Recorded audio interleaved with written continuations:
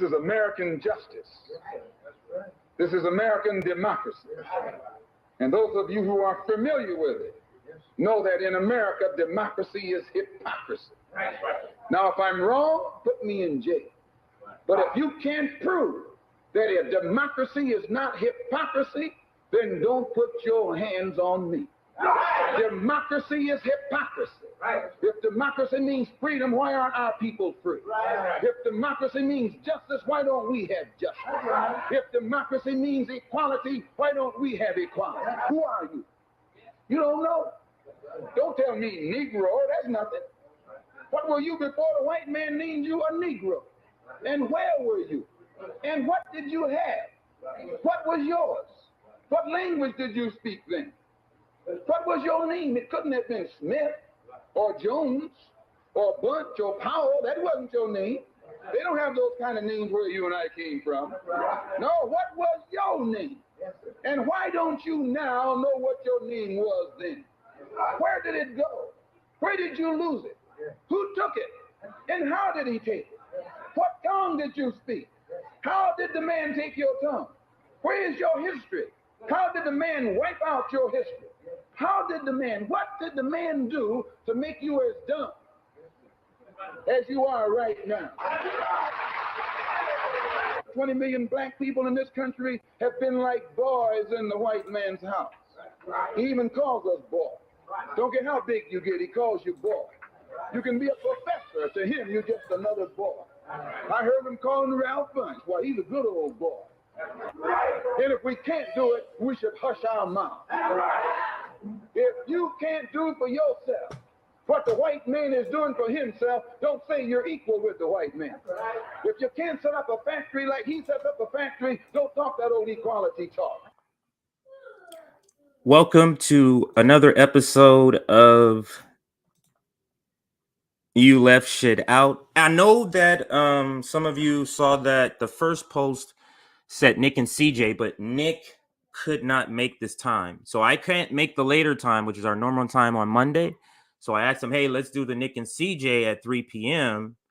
And he was like, okay, but there was a scheduling conflict and he had to double back and tell me, hey, no, I can't make that time. So if things change, maybe we'll come on tonight. But as of right now, I'm not appearing. Nick still may do a stream. So just giving everybody that heads up. But welcome to You Left Shit Out. I'm your host, Compton J, or you can just call me Jay. And some people may not know, but my name is James. But the reason I went by Jay with this group is because we have another James. And I let him call him James, and you can call me Jay. And that's how I began to use the name Jay. Although I use it different names. Jimmy, my mom called me before. Jamie, cousins have called me Jamie, even though that's not my name.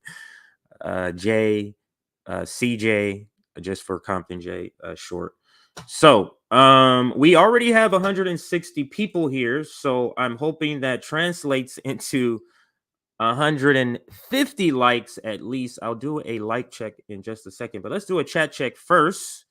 I see Rome is in the building. You join, sir, whenever you're ready. Just if you're ready for me to add you, I can add you now. Let's get you in now. And so we're doing the introduction. So what's up, baby? I mean, I didn't even know you was coming on, but thanks for being here. Yeah, I wasn't gonna miss this shit. Ain't no fucking way. Yeah, that's news to me because I don't watch these other channels. So yeah, no, they just put a video out for their 1 year anniversary. So Rome is already talking about the topic. Their 1 year anniversary, and they put up all the on the screen the graphics of all their new partners in their new venture, their new network. So that's why this popped up. This is just came out today. But any words to the audience before I do a chat check just to check in with everybody? Shit, what's going on, y'all? What's going on? I hope y'all having a nice hot ass day. I hope you just as hot as me. Wasn't it just raining over there? Now it's hot. Yeah. Damn. Like literally like a few days ago. But let's check the chat. Let's see who's here. Right there. Yo, Rome wins the barbecue. That's from a comrade on Twitch. Regular. They're asking you about the barbecue. Rome is in the house. Yes, sir. That's on the 10th. the barbecue gonna go down in Kansas City, right there in Nick's backyard on the 10th. Yeah. 10th of July, or is it June? July. Okay. Okay. So if we were able to raise money, I would fly out there just for that. But we'll see That'd if we're be able to dope. do that. We Yeah, we're we gonna should work on something like that. Try to get everybody from RBN out there. I know we're not. Well, you're probably the farthest one. Yeah, I am. So I would have to be the one because it wouldn't make sense for all of y'all to I mean, unless y'all wanted to come to California, but yeah, I would be flying out that way. You know, we would figure it out, but you know, we would have to have our community support us in that because we're all working class. Wouldn't be able to afford that on our own. It looks like nothing's wrong with the stream. Nobody's saying anything's wrong with the sound or anything. So that's why I started doing chat checks because I kept muting myself. Let me see what they're saying about you right here. Did I put it up? Nick is here. Oh, Nick is in the chat. If you're able to come in late, Nick, you can always show up late. We'll probably be on for at least 2 hours. This is a big topic. It's gonna get heated. Like we're gonna be expressing some things. So this is gonna get good. I actually really do believe that. So hey, CJ and Rome, beautiful day in LA. As you know, so yes, it's great. So I don't have any lights. This is all sunlight here. Damn. So there's no lights on in my room. Great lighting. Like shit. I just have my windows, you know, I put the blinds all the way open. And this is the sunlight that is actually there's a lamp over there that's on, but the sunlight is too bright for that to affect it. If anybody wants to get in touch about organizing, you can just add me on Twitter at Unholy Rome. The E is let me take this down so they can see your thing real quick. There we go. Yeah, so that's the name on Twitter. So if you're looking for that, make sure you check out Rome. Love the did you get a chance to see the video of Malcolm X? I know you've seen it a million times. I was just talking about stop telling me you're free. Just quickly, I was just talking about this. People in general, and specifically Black people, they define freedom as being able to buy stuff. Because if you ask them, point out what freedom you have without it requiring a purchase. Oh, I'm able to move about. Really? What do you have to do? Pay rent, right? Yep. That requires a purchase. Well, I'm able to travel between different states. How are you going to get around? What do you got to pay to do that, right? Right? So, how can you leave this country? Are you free to leave? Don't you have to pay for a passport? Don't you have to? You get what I'm saying? Like, stop. Yeah, we've lost the understanding of freedom being tied to free will. Yes. Like we've lost the understanding of that and lost the understanding of freedom being tied to liberation, liberation and the freedom from violence, from the state violence. Like it's so many different levels. But anyway, I'm going to get on a tangent. I'm going to play. I'm going to bring up this video, Rome, and we're going to jump right into this. This video they put out in the conversation. I do have some points I just want to hit on, but this is free-flowing conversation. Whatever you want to jump in, just let me. What the fuck? I thought I had that shit up. Give me a second. I still got to put it up. Anyway, let me play this video again because it does relate to the topic, and I'll explain on the other side. So let's play this again while I set this up here. This is American justice. This is American democracy. And those of you who are familiar with it know that in America, democracy is hypocrisy. Now, if I'm wrong, put me in jail. But if you can't prove that a democracy is not hypocrisy, then don't put your hands on me. Democracy is hypocrisy. If democracy means freedom, why aren't our people free? If democracy means justice, why don't we have justice? If democracy means equality, why don't we have equality? Who are you? You don't know. Don't tell me Negro, that's nothing. What were you before the white man named you a Negro? And where were you? And what did you have? What was yours? What language did you speak then? What was your name? It couldn't have been Smith. or Jones or Bunch or Powell. That wasn't your name. They don't have those kind of names where you and I came from. No, what was your name? And why don't you now know what your name was then? Where did it go? Where did you lose it? Who took it? And how did he take it? What tongue did you speak? How did the man take your tongue? Where is your history? How did the man wipe out your history? What did the man do to make you as dumb as you are right now? 20 million black people in this country have been like boys in the white man's house. He even calls us boys. Don't care how big you get, he calls you boy. You can be a professor. To him, you're just another boy. I heard him calling Ralph Bunch. Well, he's a good old boy. And if we can't do it, we should hush our mouth. If you can't do it for yourself what the white man is doing for himself, don't say you're equal with the white man. If you can't set up a factory like he sets up a factory, don't talk that old equality talk. Absolutely. that always gets me hyped up. So you saw the news. I put the comment up. Nick said probably Wednesday or Friday we'll loop around and do the Nick and CJ show. Our show kind of hovers around. Sometimes we'll pop in on a Saturday or a Friday. We did last Friday, I think. So you know, even if we'll miss the day, we'll always make sure we replace it with something else. So please like the stream. Let's get some more people in the chat because, like I said, this discussion, it's going to be pretty good because just the topic alone and the people we have to cover, Rome, that I'm about to bring up first. So we're going to start with the thumbnail. So the thumbnail, I'm going to go individually. So let me share my my other screen. Actually, I can stay here. And I'm just gonna go thumbnail by thumbnail, and how do I do this here? Okay, so thumbnail by thumbnail. Oh yeah, I can just share from the homepage.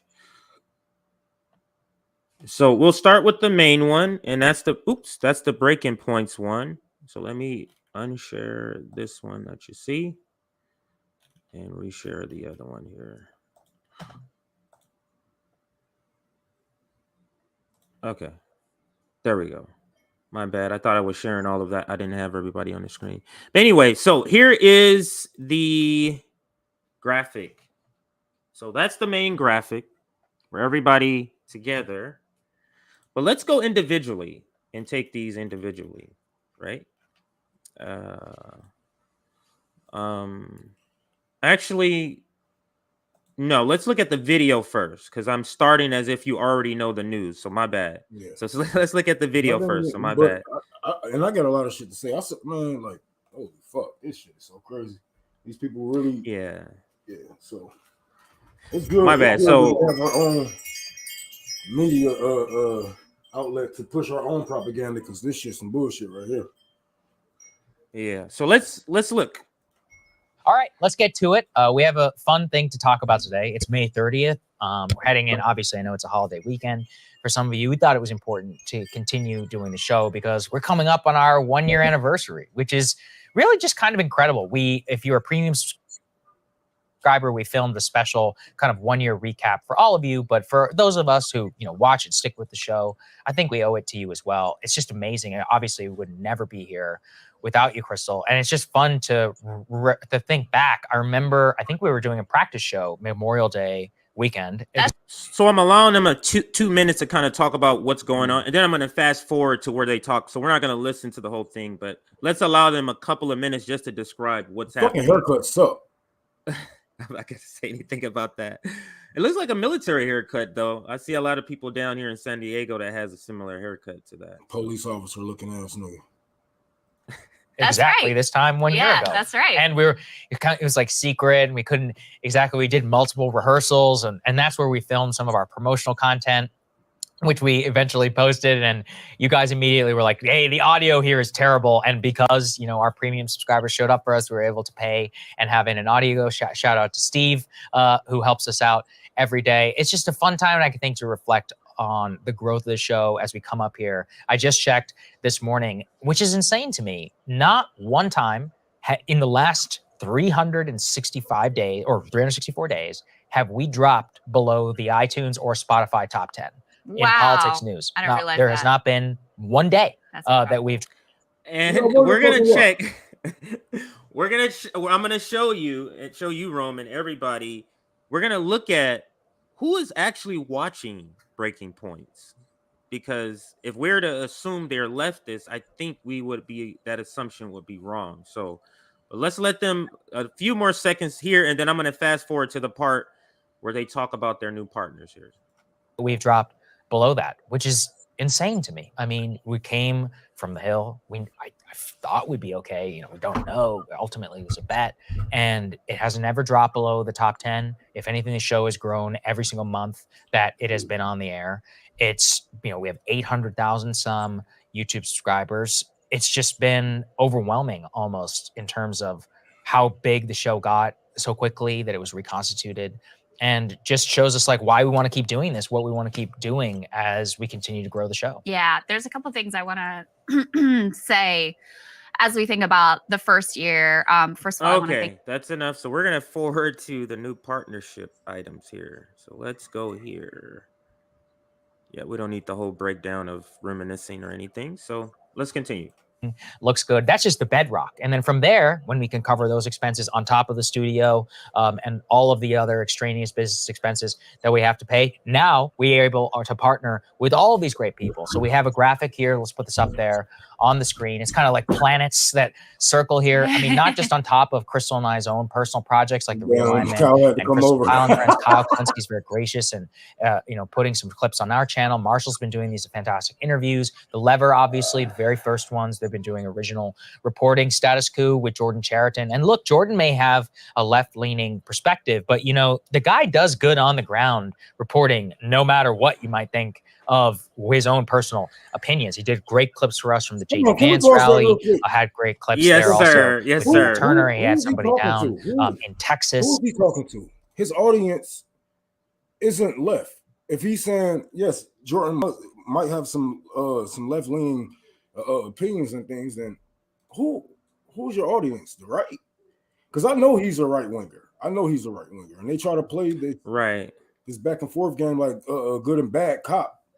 Like, no, you both are right wingers. He's just more open about it. But you can go ahead.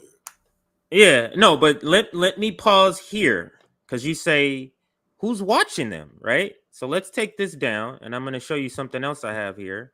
So when we posted these graphics, one of the candidates who was on our third-party summit, the Libertarian candidate, he responded with some receipts here for us to show.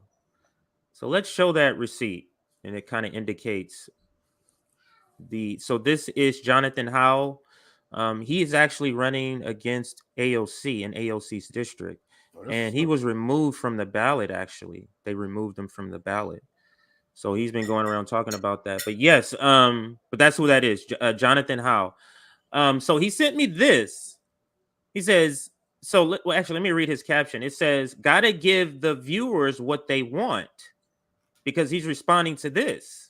Breaking Points is building a network with most of the same issues as corporate media. And he says, gotta give the viewers of Breaking Points what they want. So who is the viewers? This is a question they've asked. If China were to invade Taiwan, would you support the United States coming to Taiwan's defense? Yeah, that's a right-wing China. 57% said yes. Do you think that's 57% leftist? No. They might say that they're a liberal or leftist, but no true Marxists or no. No socialists, no communists, nobody on the left. Nobody is scared to say that they're communists, but they really are behind closed doors. Nobody will agree with America invading or or helping anybody get. First of all, death to America. Second of all, get the fuck away from all these other countries. Nobody gives a fuck about, your power center that you're not even the number one superpower anymore. Nobody will agree with America going in. Just like we don't agree with America sending off our money. Like, what the fuck? To Ukraine or anything. Even though some people did support Ukraine. But seeing all that money and all these goods go out there and it just do nothing but get blown up or get in the pockets of weapon contractors, they start to have that regret. Like, hold on, wait, maybe we're sending too much out here, like, so shit. So Rome, do you know all of these people on this graphic? Do you know what these? I mean, we can kind of go over them. So one thing that stands out to me, it's the one positive, and that's the Real News Network.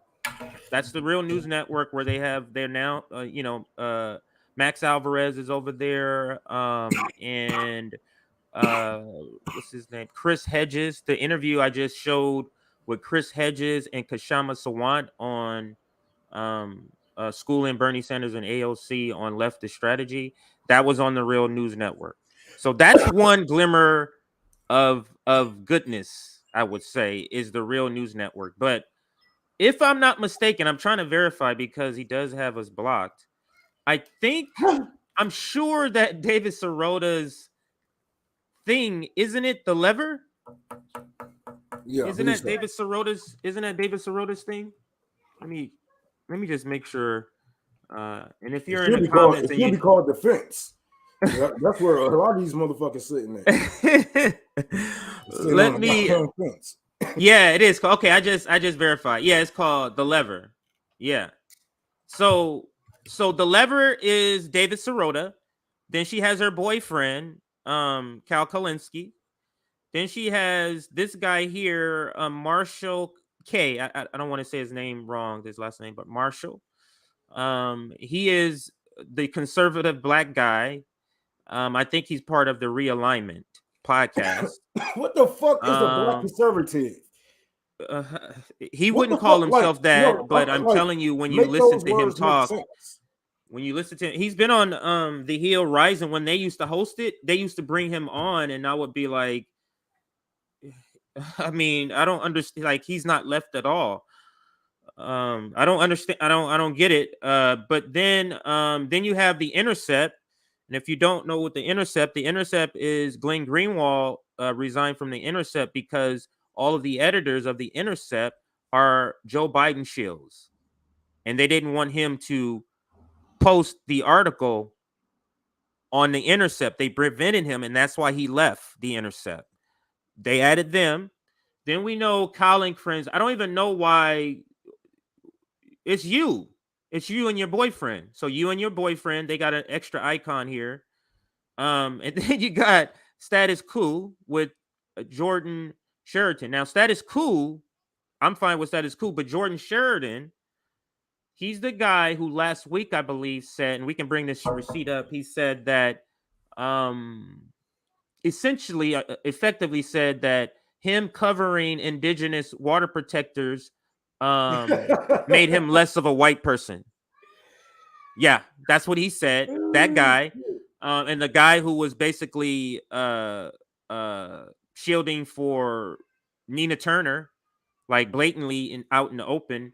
So that guy.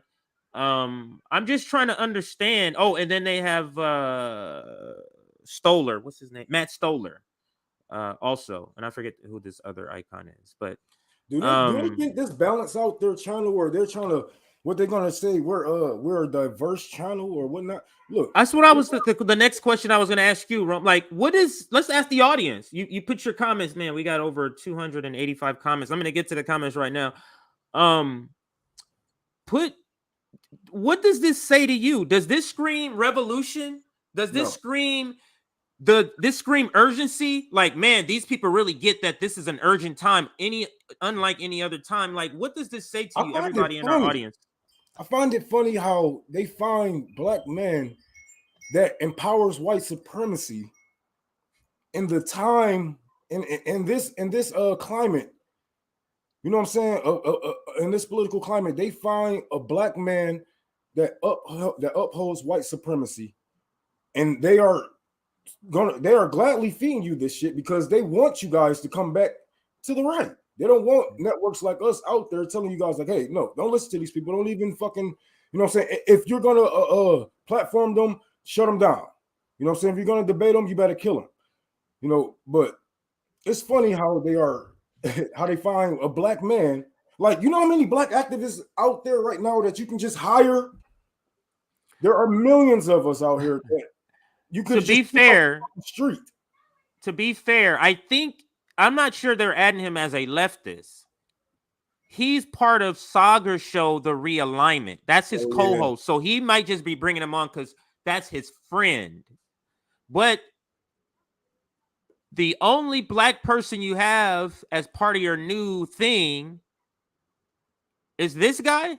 That's what we're doing. But let me read to you, Rome, some of the things I had written down preparing for this show. So Breaking Points is creating a network with lots of the same issues that corporate media have. Now, they're not being funded by corporations, but what's one of the some of the issues that corporate media has? It's people with the same voice saying the same exact thing. And I don't know if you've been watching Breaking Points lately, but their war coverage is pretty terrible. Yeah. Oh, yeah. I've been seeing clips. It's not left at all. It's not left at all. Yeah. Yeah. Sabby's in the house. Sabrina's in the house. Sabrina says Marshall is pro-war. Wait, let me make sure. Man, Shield. Marshall Okay, she my said Shield. motherfucking dick. All this shit right here, bro. All this shit right here. These people right here are, you know what I'm saying, the first line of the media of defense for the system, especially when it comes to the left. They have to infiltrate our spaces. They get black people to sing their songs, tap dance to the songs, and repeat their fucking talking points all over. And then what this is going to do is this going to throw a monkey wrench in what black people have been doing, and how black activists have been getting a grip on this media. And they're going to say, now we have comfortable whites saying, hey, well, I'm happy all black people don't feel like that. Look at this guy. You know what I'm saying? This guy don't, you know what I'm saying? It's another black perspective that's making white people feel good. Look, there's so much money in making white people feel good. I can just call myself a conservative and be a millionaire. We all can fucking do it. We know how the shit goes. Oh, yeah, we can be a Candace Owens. Man, now imagine me and how I scream in my rage. Imagine my rage and I'm a Candace Owens. You telling me I wouldn't be able to make some money doing that? Shit, be a fucking millionaire. I'll probably be with Breaking Points right now. But this is their job, to keep you in the fucking center or in the middle. So your next party will be able to move you to the right without even saying a fucking word. Fuck this nigga, bro. Marshall, all these niggas. Let me ask you this question. Let me pose this to you, Rome, and then we'll get everybody's answer. I know I said this twice, but we're really going to go to comments. Look at their lineup. Do you think this lineup is going to be advocating for direct action, a general strike, or a revolution? Have they done that on their own channels when it was individual, when they couldn't make it? And when people started going after them for real, for their stance, and they couldn't stand the test of time, now this is their last lifeline. Kyle Kalinske, his show's still doing good, but his show is only going to do good.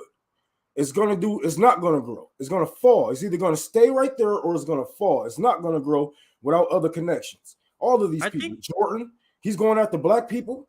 What the hell? So yes, this is their last line. I mean, this is their last lifeline, and it's not looking too good. I don't see anything I can learn from these people. What can I learn from Kyle Kalinske? A man I never seen on the ground, a man I never seen feed people, a man I never seen even talk about getting activists on the ground. Doing any of those things. Yeah, doing any of those things. I never saw Saiga. He's a right winger. What can I get from these people? What can I learn from these people? Nothing. Not a damn thing, but how to feel good about the system that we are living in right now. So fuck Marshall, fuck Kyle, fuck all these people. These people are our opposition, and we need to treat them like so. And I know a lot of people don't like us saying, hey, don't like us going after people like this. They think this is, saying some YouTube bullshit. This shit gets deeper than this, man. This shit gets deeper than this. We are talking to audience. They have 80,000 people subscribed to them right now.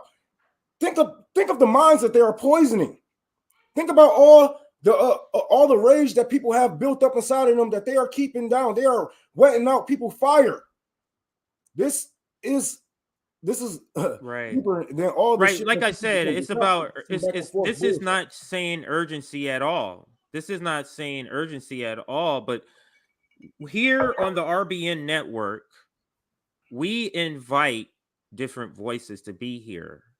And we're not afraid to put comments up that disagree with us and talk about it. So let's address this here, or I'll address this here. So it's easy to attack others if they are attacking the Democratic Party. They are better than most, and we should persuade them to get better. No, you're not attacking. Hold on. Let me say my part, because Rome is to the left of me. Rome is to the left. Actually, Rome and Joe Sana are the most leftist people on this network. So how I would phrase it, what I would say is that these critiques is to persuade them, is to move them, or not to persuade them, because that's not my intentions, but these critiques is the better word, should move them to be better. These critiques, because Jordan has heard our critiques. Other people in leftist media we've talked about this, Nick, you and I, don't think that RBN doesn't recognize some of the different perspectives that have changed since we've been online here, where all of a sudden these left white media is covering issues that they didn't cover before, having perspectives about policing that they didn't have before. So that's what these critiques are for, or actually that's what these critiques can produce.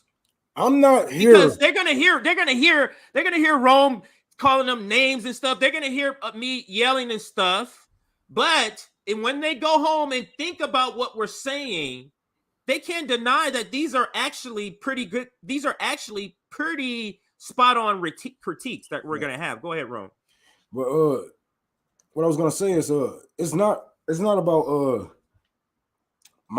your enemy is my enemy and we're friends now. Like no.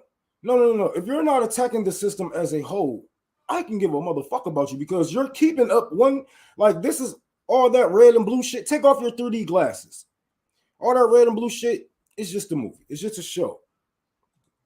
You all are getting fucked. So if they upholding imperialists, they talking about U.S. going to war, they supporting the U.S. going to war, etc., etc. How are my enemies your enemies then? You are my enemy too. You deal with my enemies. You shake hands with my enemies. But no, we're not playing this game. It's the play nice game, and I may have to bring up some of the interview with Kshama, where she talks about how this strategy of being nice with these people, I don't mean breaking points. I mean nice with the ruling class. This style of cozying up and being nice. She was like, that's absolutely ineffective. She was like, and as socialists and communists, when we study our history, we know the way for the working class to get change is the exact opposite. To be agitators, to be adversarial. That's adversarial. That's the strategy. With these motherfuckers who stood here, I should say sat here on the fence for years, made a career off of your hurt, off of your pain, off of your misery, made millions of dollars off of it, and is still trying to put you in the same cycle. Why should I be nice when I'm looking at these people like I look at any other politician? If you are helping them, we have platforms. You use them for certain reasons, right? We all spit propaganda, whether you know it or like it or not. We have our ways to push out our propaganda. And if this is your way of pushing out propaganda, then I believe that the people should strip your channel away from you. Because what are you going to teach these people that's new? How are you going to learn organizing from fucking Crystal Ball? How are you going to learn organizing from fucking Kyle Kalinske? What the fuck is you going to learn? Ask yourself this question. What are you going to learn from these people? What do they bring to the table besides their opinion of things? And 9 times out of 10, they be wrong on that. They They just have a job to make you guys feel better about the system that we are living up under because it makes them fucking money. Ask Vote yourself again. this question. Try again. Ask yourself this question. Not the people on the screen, but think about left media. Who's pushing revolution? What white left media, besides our own comrades, maybe like like Comrade Misty, what white left media is pushing revolution because that's what's needed right now? Shit. That is are you not seeing the people? Are you not seeing the strikes? That's not time to say, let's buckle down and do this electoralism better. That's not the time for that. 1 million people just died from coronavirus, right? Millions of people are facing evictions. You understand? This is the time for your urgency to kick in. These people with no sense of urgency and a platform with millions of dollars, what do you think they want? Why would they try to change the system when this is what made them? This is how they got their nice house and their fancy cars and, you know what I'm saying, their nice looking women and all of it, the cocaine parties. How do you think they got here? Off of your fucking pain and suffering, just like your fucking boss, just like your fucking landlord. They are no different. They are opposition, and we should call them out. These people, like, I love what Sabby just said. She said Breaking Points can have right wingers on, which one of their fucking co-hosts is one, but they can't have Jimmy Dore on. That's fucking funny. Ain't that some shit? Right? Ain't that some? That tells you who they're aligned with. Ain't that some shit? Let me read some more about what I said here. So, oh yeah, let's take a look at each one. That's the next thing I have written here. So let's take a look now at each graphic. Rome, if you want to throw some comments up, I don't know if you are at a computer where you're logged in, but you can do that anytime. Because I know you be looking at comments. You and Awkward, man, y'all cannot stand, like y'all be talking to the comments before the comments be on the damn screen. That should be hilarious. But where was I going to share here? Hang on a second. I was supposed. Oh, I'm sharing the this one right here because I want to go now to the graphics here and go through. Okay, so that's the first one. Let's go to the next one. Right, y'all. All right, so man, that nigga ugly as hell, bro. Like, don't. My hair got cut. Okay, I'll give you that. But when your hair is cut down and you look like you just got a haircut and your shit isn't like, don't trust a black man without a fucking lineup. Okay, that was your first fuck up. Oh, you talk about the black dude. I thought you talking about somebody else. Okay, so let's look at this first graphic that was created for this stream. So here, building a network just like corporate media. Literally, weren't they all trained in corporate media? Think about that. Weren't they all trained in corporate media, except for maybe Max Alvarez with Real News? Like, what? This is why I said Real News is really the only bright spot thus far to me that indicates they understand the urgency of this time. So, this is something else. That's not. It's a great thing, but that's not what we're doing today. They are literally pushing conservatism, right wing thoughts on you people, and people asking us to play nice. People asking us to play nice. I got to go out here and literally feed my people. I got to feed my people through the people, and these motherfuckers want me to play nice with people who's pushing us back. We have like motherfuckers like what the fuck did Cenk Uygur say about Karl Marx? I don't give a fuck what Karl Marx said. Man, wasn't that something? We're gonna have to bring that shit up. We're gonna have to bring that. We're gonna have to get that. How can you call yourself a leftist and not even read about the man or not even hold any left principles? You know what I'm saying? Like, if you're gonna disarm the people, okay.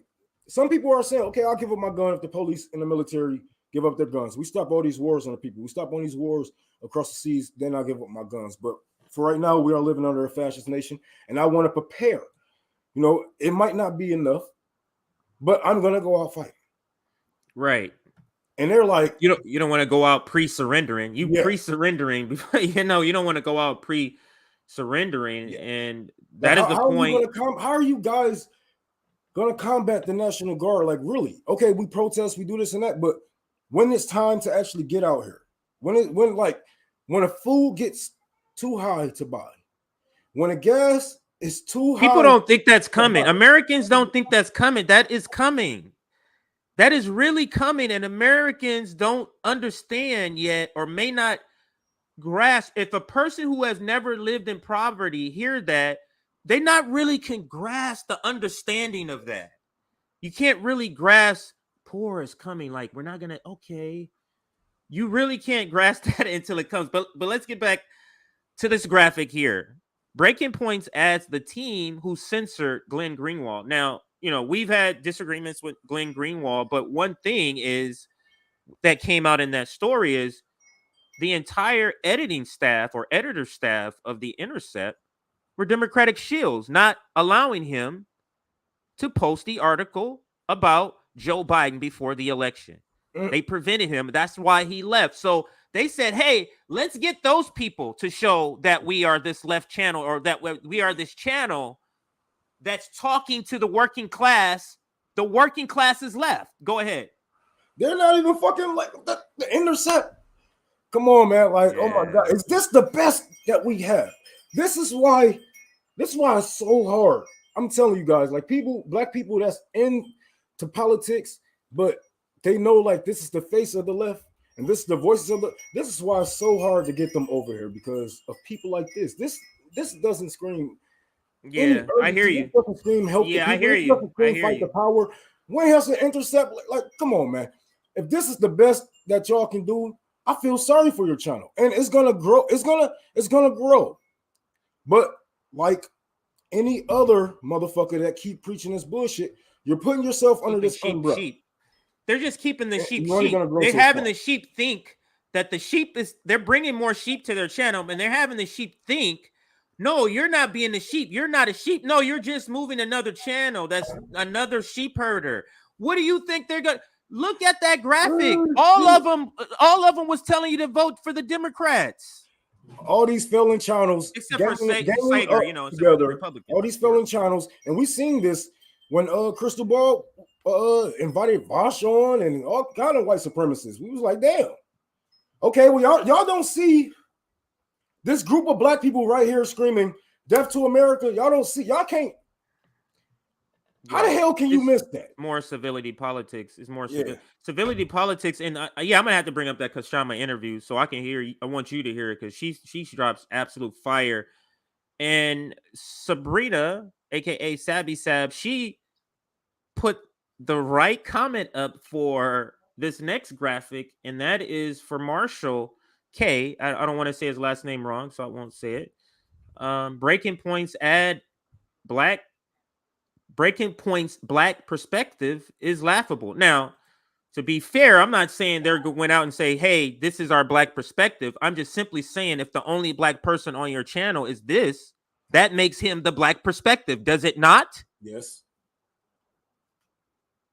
If there's one female on our network, doesn't that make their? I mean, you get what I'm saying? Like that's what it means. So this is who they have.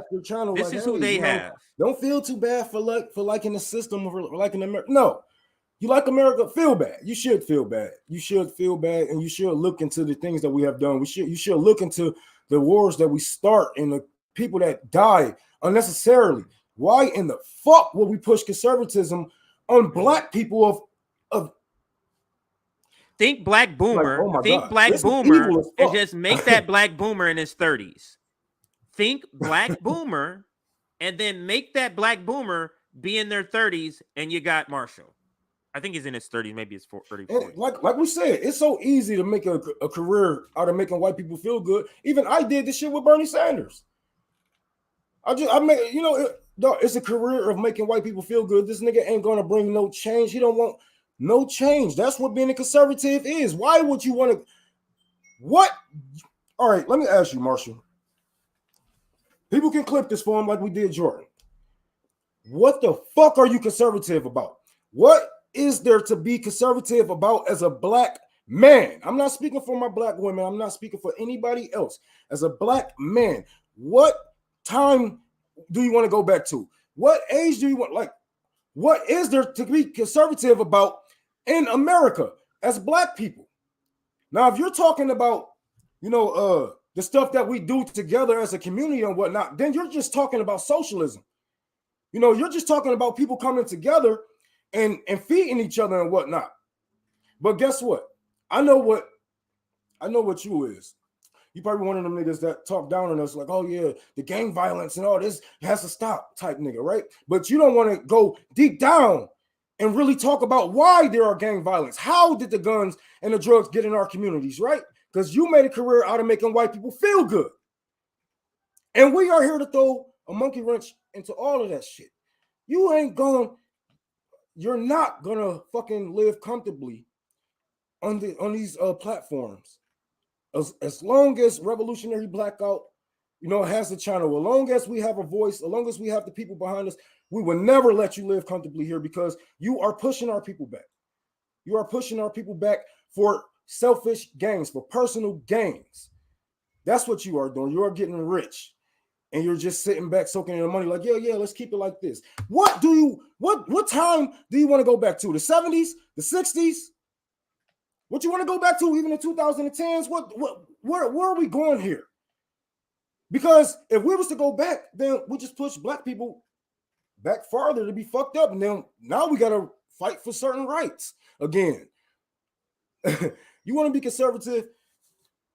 Let's kill what makes America. Let's kill this corporation that is America, right?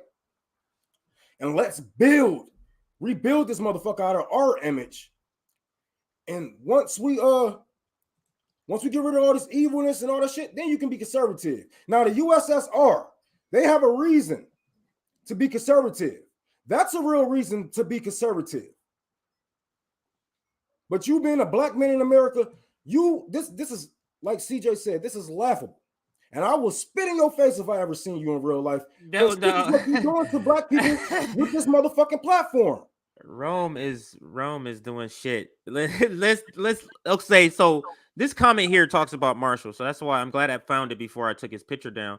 Marshall works at the same pro-war think tank as Sager, the Hudson Institute. Matt Stoller works at a think tank funded by, I'm not going to say that name, who also funds The Intercept.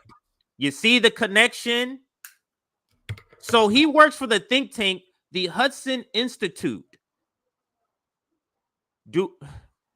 This guy looks...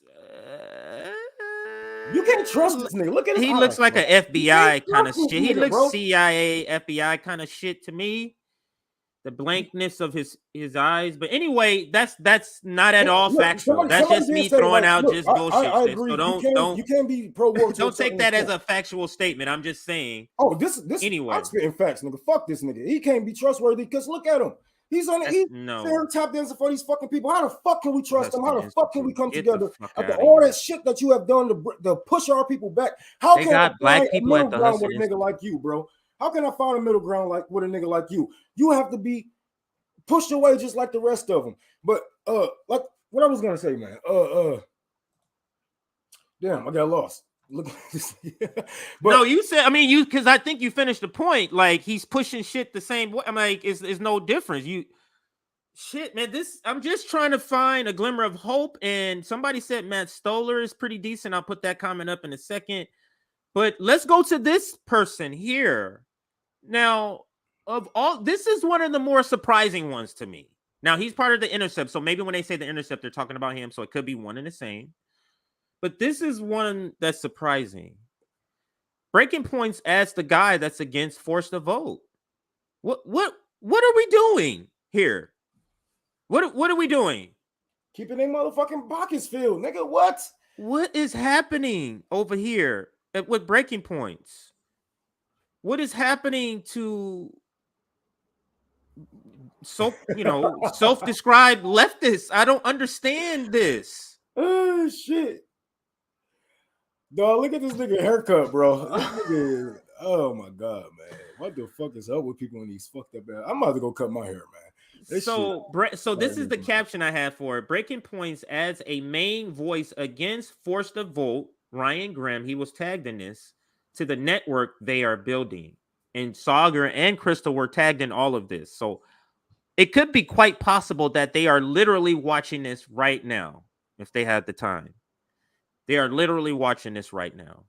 They're not going to grow. They only going to grow because their channels, their individual channels, are going to see that they're teaming up, and they're going to get probably, let's say, half of their subscribers to actually go to Breaking Points as individual channels. If it do good, which I doubt it, I don't think we're going to see them in a couple of years. Just like we seen them on the Rising, we seen them on the Hill, whatever the fuck it's called.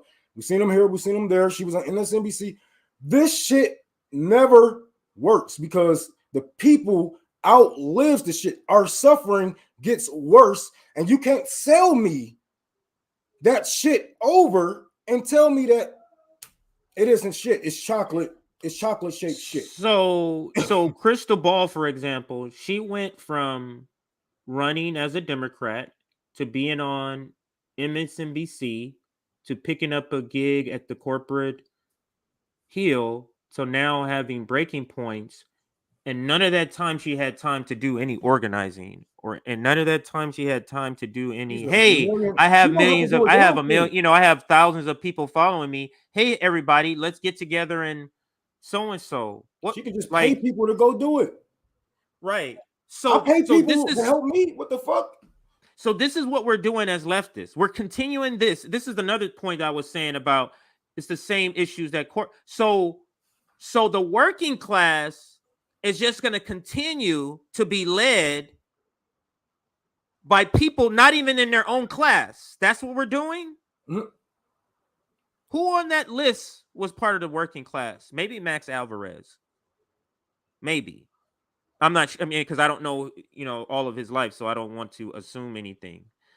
But let me read this next graphic here. So everybody knows the latest thing we had with David Sirota.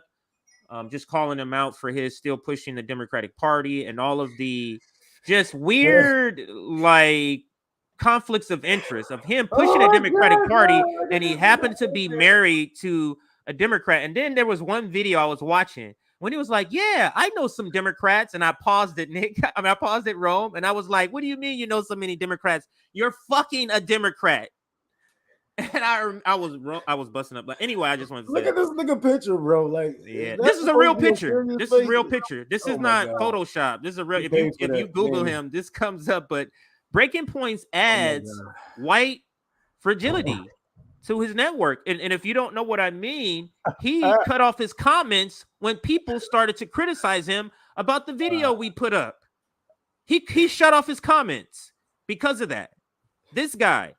And this is the person is going to be one of the main voices in this new left media structure that is literally literally a tad better than TYT at this point.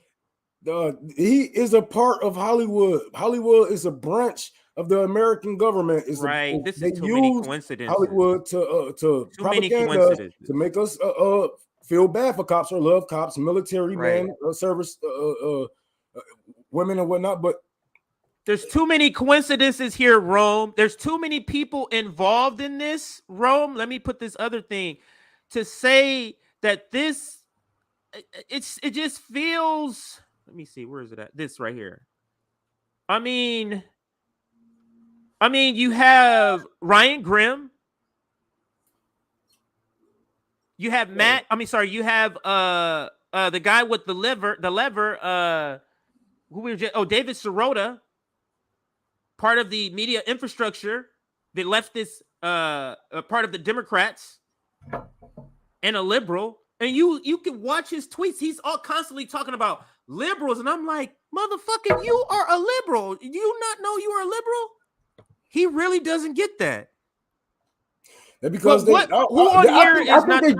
think they do. They just have to sell that because they, like, when we see people call themselves leftists and they cheering for, you know what I'm saying, for wars, for American wars or this and that, we like, hold on, where's you getting that from? And it's people like this. It's people like this who bring people to the right, and they don't even fucking know it. So now they calling themselves a socialist, democratic socialist. And still, like, come on, man, this shit is so this is, I know I mentioned this earlier just a second ago, but let me say the full thing that I wrote down. How many of these people are part of the working class? So the American left is going to continue to have the main voices be rich white progressives. What class perspective will this network be broadcasting? What class perspective is this group going to give the left movement? That's a question. What class perspective? What class analysis? What class analysis is this group going to give the left? Maybe Kyle Kalinske 15 years ago, but that shit happened. I'm just saying, like, this is really not serious. This is really not serious for the time we have. This is like pre-Obama. Assembling this, you'll be like, man, this is left. This is great. Maybe pre-Obama. This is not 2022. This is not that. These are just liberals. And these are just liberals that are following this channel. Now let me do a quick like check. We're at 350 likes. If we can get to 351 likes. If we can get to 400, we do have over 100 more unique viewers. So several people that have not liked the stream, that get some more people in the stream. We will try to get to some more of your somebody said it's some more of your comments. Go ahead. Biden didn't do anything to stop Putin. It's not on Biden to stop Putin. The only reason why we are sending so many military men and women over there, we are laundering money through their systems, is because we're about to lose that war.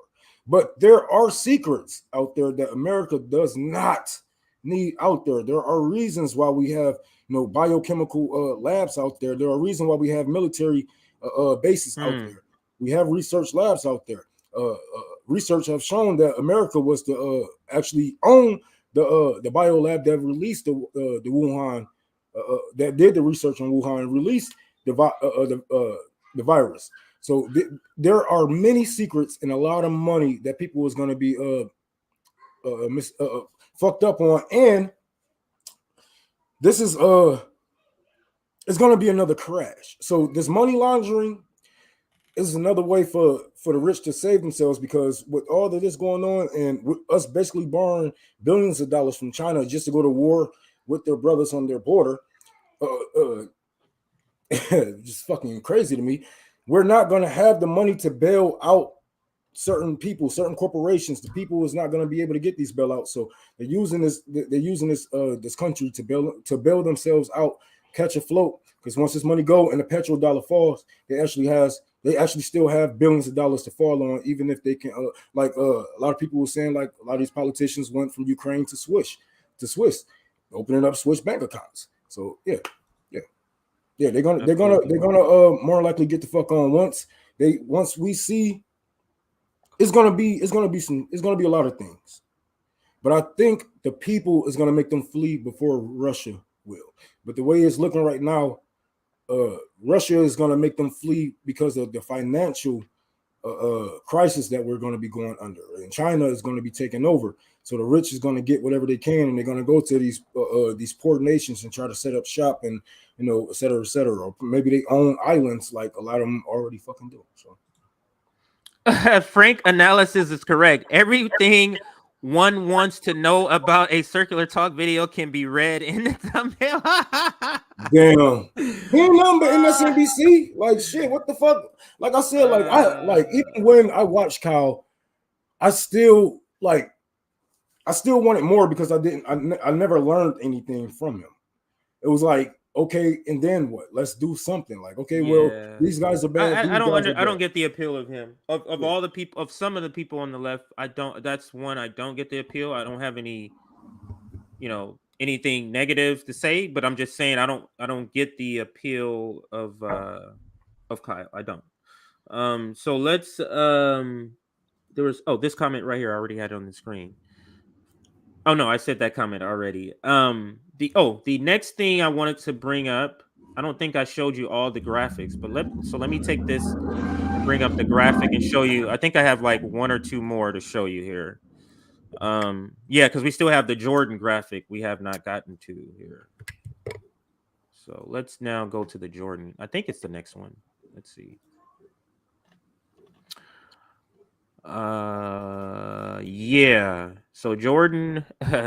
Now, if you're just saying he's the on ground person, I mean, this is another one that's not that bad. If you're saying status quo, not Jordan. Remember, there's two accounts on Twitter. There's the Jordan account, then there's the status quo that just posts the new stuff, right? Mm-hmm. Status quo. I mean, if they're hiring him just to do on the ground, to be out, like, doing groundwork, I mean, but if he's there doing any sort of commentary, yeah, because Breaking Points as the guy who thinks covering people of color makes him less white, because that was his response when somebody said something to him, and he was like, ask the people, the indigenous water protectors, how white I am. Like, and he still has that comment up. He probably still call you a white devil. Yeah, and he still has that comment up. So, and it's amazing. Like, dude, okay, okay, look, we do good with this reporting stuff. We report on the Kellogg's and et cetera, but let's not act like we don't make money off of this shit. Yeah. Let's not act like we don't make money off of the backs of people hurt. You know what I'm saying? This is why I don't want to just make money. I want to get you guys out there. So the more people are out there on the streets, the less money for me. The less money for them. Also, that's what they don't fucking want. But that don't mean shit. You still a white devil.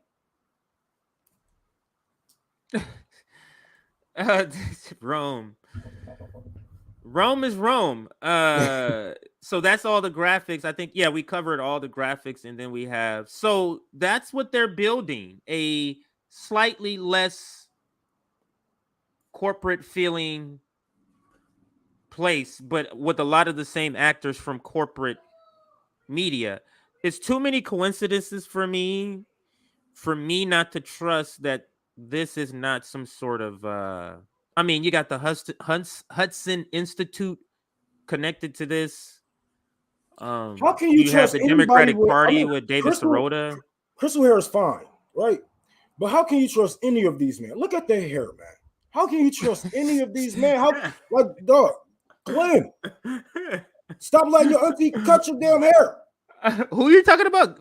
You said Glenn. There's no Glenn here. Whatever the fuck is it? What's his name right here? White dude with the fucking bang. We got Jordan. We got Ryan. Ryan. Oh, Ryan right here. Yeah, Ryan. That's the fuck. All of them the same to me. They all talk the same bullshit. I'll get them kind of confused. I might end up calling them Vosh sooner or later. But this motherfucker, Grim, Reaper, whatever the fuck, man. You gotta stop against it, forced man. to vote. Nice haircut.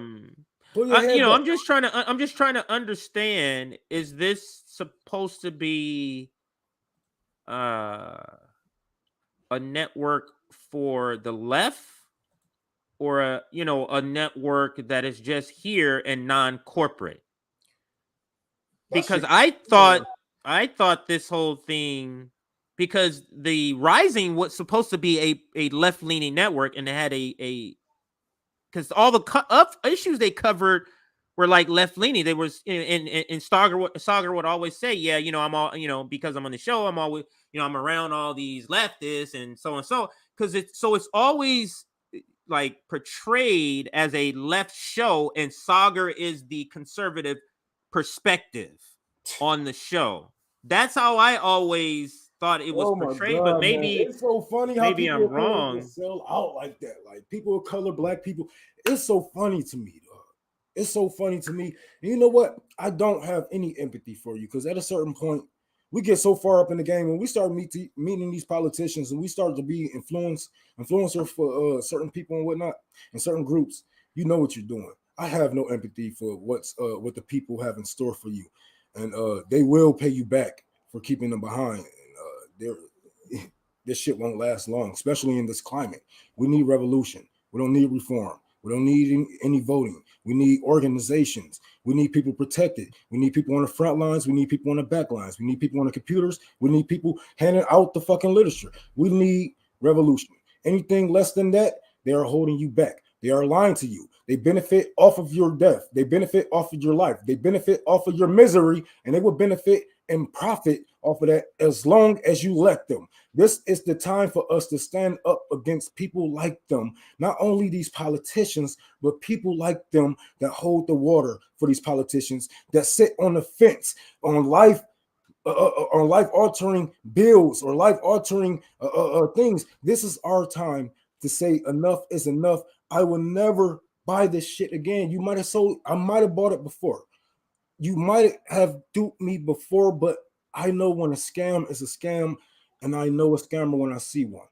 What can these people actually give you that you don't like? What can these people actually teach you as leftists that you guys don't already know, for one? And for two, what are they doing with their platform? What are they doing with the millions of dollars that they accumulate off of your misery? They don't put it to the ground. They don't put it on people to clothes to put it on people's back. They don't put it to food to put it on people's table. So we are opposition, and we should treat them like so. These people will not last. And if they do last, they will always get attacked from the left, from people like us. And we're going to find more people on the left, and we're going to promote them. We're going to get them the channels, the proper channels that they need in order to combat motherfuckers like you who are putting a black man like Marshall up there saying that, oh, America isn't that bad type shit. No. This is the real black perspective, because we are going through it. We're going through it. Black people are starving to death in cities of America, starving to death. So I don't want to hear none of that bullshit. This is our time to rebel. This is our time to revolt. This shit is going to get you guys nowhere but 2012. Absolutely. And let me show you this clip. Okay, so because I was trying to find the clip, the shortened version, so we didn't have to watch the whole interview. I think the guys over at and this was a really productive conversation. Shout out to Brianna Joy Gray and Ryan Grimm for having this chat. Because so let's listen to the person they're adding to their network talk about being against forced to vote. Now, I've never seen this interview. You may have seen this, but let's listen to the interview she has with Ryan Grimm. Lefties willing to leverage their influence? Is Bernie willing to hold up a bill in the Senate? Are these people willing to hold up must-pass bills that will infer a great benefit to the neediest people? Or they're going to cave because Democrats care about people and Republicans don't, right? And that is a legitimate conversation to have about something like whether to hold up a COVID bill for 15. I would argue, and might later in this conversation argue, that they should have, but I can see an argument against it on kind of moral grounds and the gravity of what was going on in the country at the time. Nancy Pelosi being Speaker of the House is not something I'm losing sleep about. And some people were arguing, well, it's just going to be some other corporatist ultimately after many rounds of votes. Okay. But Nancy Pelosi wants it to be Nancy Pelosi. And it isn't no skin off my back. Maybe I'm no better, no worse if it's Hakeem Jeffries. But I know Nancy Pelosi is pissed off, and she might be willing to give me some things so that she can maintain her status as the most powerful woman, Democrat in America. Right. I mean, it's always an open question about, because if she's giving something, she's taking from somebody else. Like, so if she's giving PAYGO, let's say, a full PAYGO, stripping it out, done. She's taking from the Blue Dogs. And when you have, I support this. I support that too. Take everything from them. Like, screw them. They get as many votes per member as the progressives do. And she's got this balancing act. And so you wind up in this situation where she can effectively, play people off of each other. And so they should have played more. It does not appear like they played as much hardball as they could have. Like, I'm totally there, but it's also not the case that like the store was open and they could just fill their bags and walk out. Well, so would you agree then at this point that they should have forced the vote on January 3rd for something, even if it weren't for a floor vote for Medicare for all? So maybe we don't want to call it forced vote, whatever it is. Right. But they should have. No, absolutely. the two leverage points are the vote on the rules package and the vote for speaker. Like definitely, like those are like those that I mean that's the only reason Pelosi's meeting with Jayapal and Pocan to begin with is because she needs them. This nigga is bored. Right. But the point I was trying, he belabored the point, but the point is I guess he eventually admits that, yeah, we should have forced a vote, or it was a good idea. He admits that, but he was against it. Right. So the point I'm trying to make is Ryan Grimm is now part of Breaking Point. So what perspective about activism, about direct action, about mutual aid? You know what he said about mutual aid? It's like charity. It's whatever. Doesn't care about that. See, yeah. So that's what I'm saying. Like, what perspective are we going to get from this channel from people like Ryan Grimm? People who say dumb shit like that. Oh, this is a charity. This is the charity. This is the difference. This is how I know you guys aren't connected with your community. See, this is the difference, right? Because I can just give and go. That's a type of community. That's a type of charity, right? But when I'm here, I'm teaching, I'm feeding, we're laughing together, we're bonding over music, we're bonding over beers, weed, so be it. We are making a community. It's mutual aid through and through. And we're doing this through socialism. So don't tell me that, you know, what I'm doing out here is just charity. Hell no, not with all the people I radicalized, not the hundreds of people that's ready to join me right now to bring people down. Y'all got me fucked up. Because they see if I can do this, then shit, what happens when they get a leg up? I'm just some poor dude from Detroit. A lot of these people that I help has more money than me.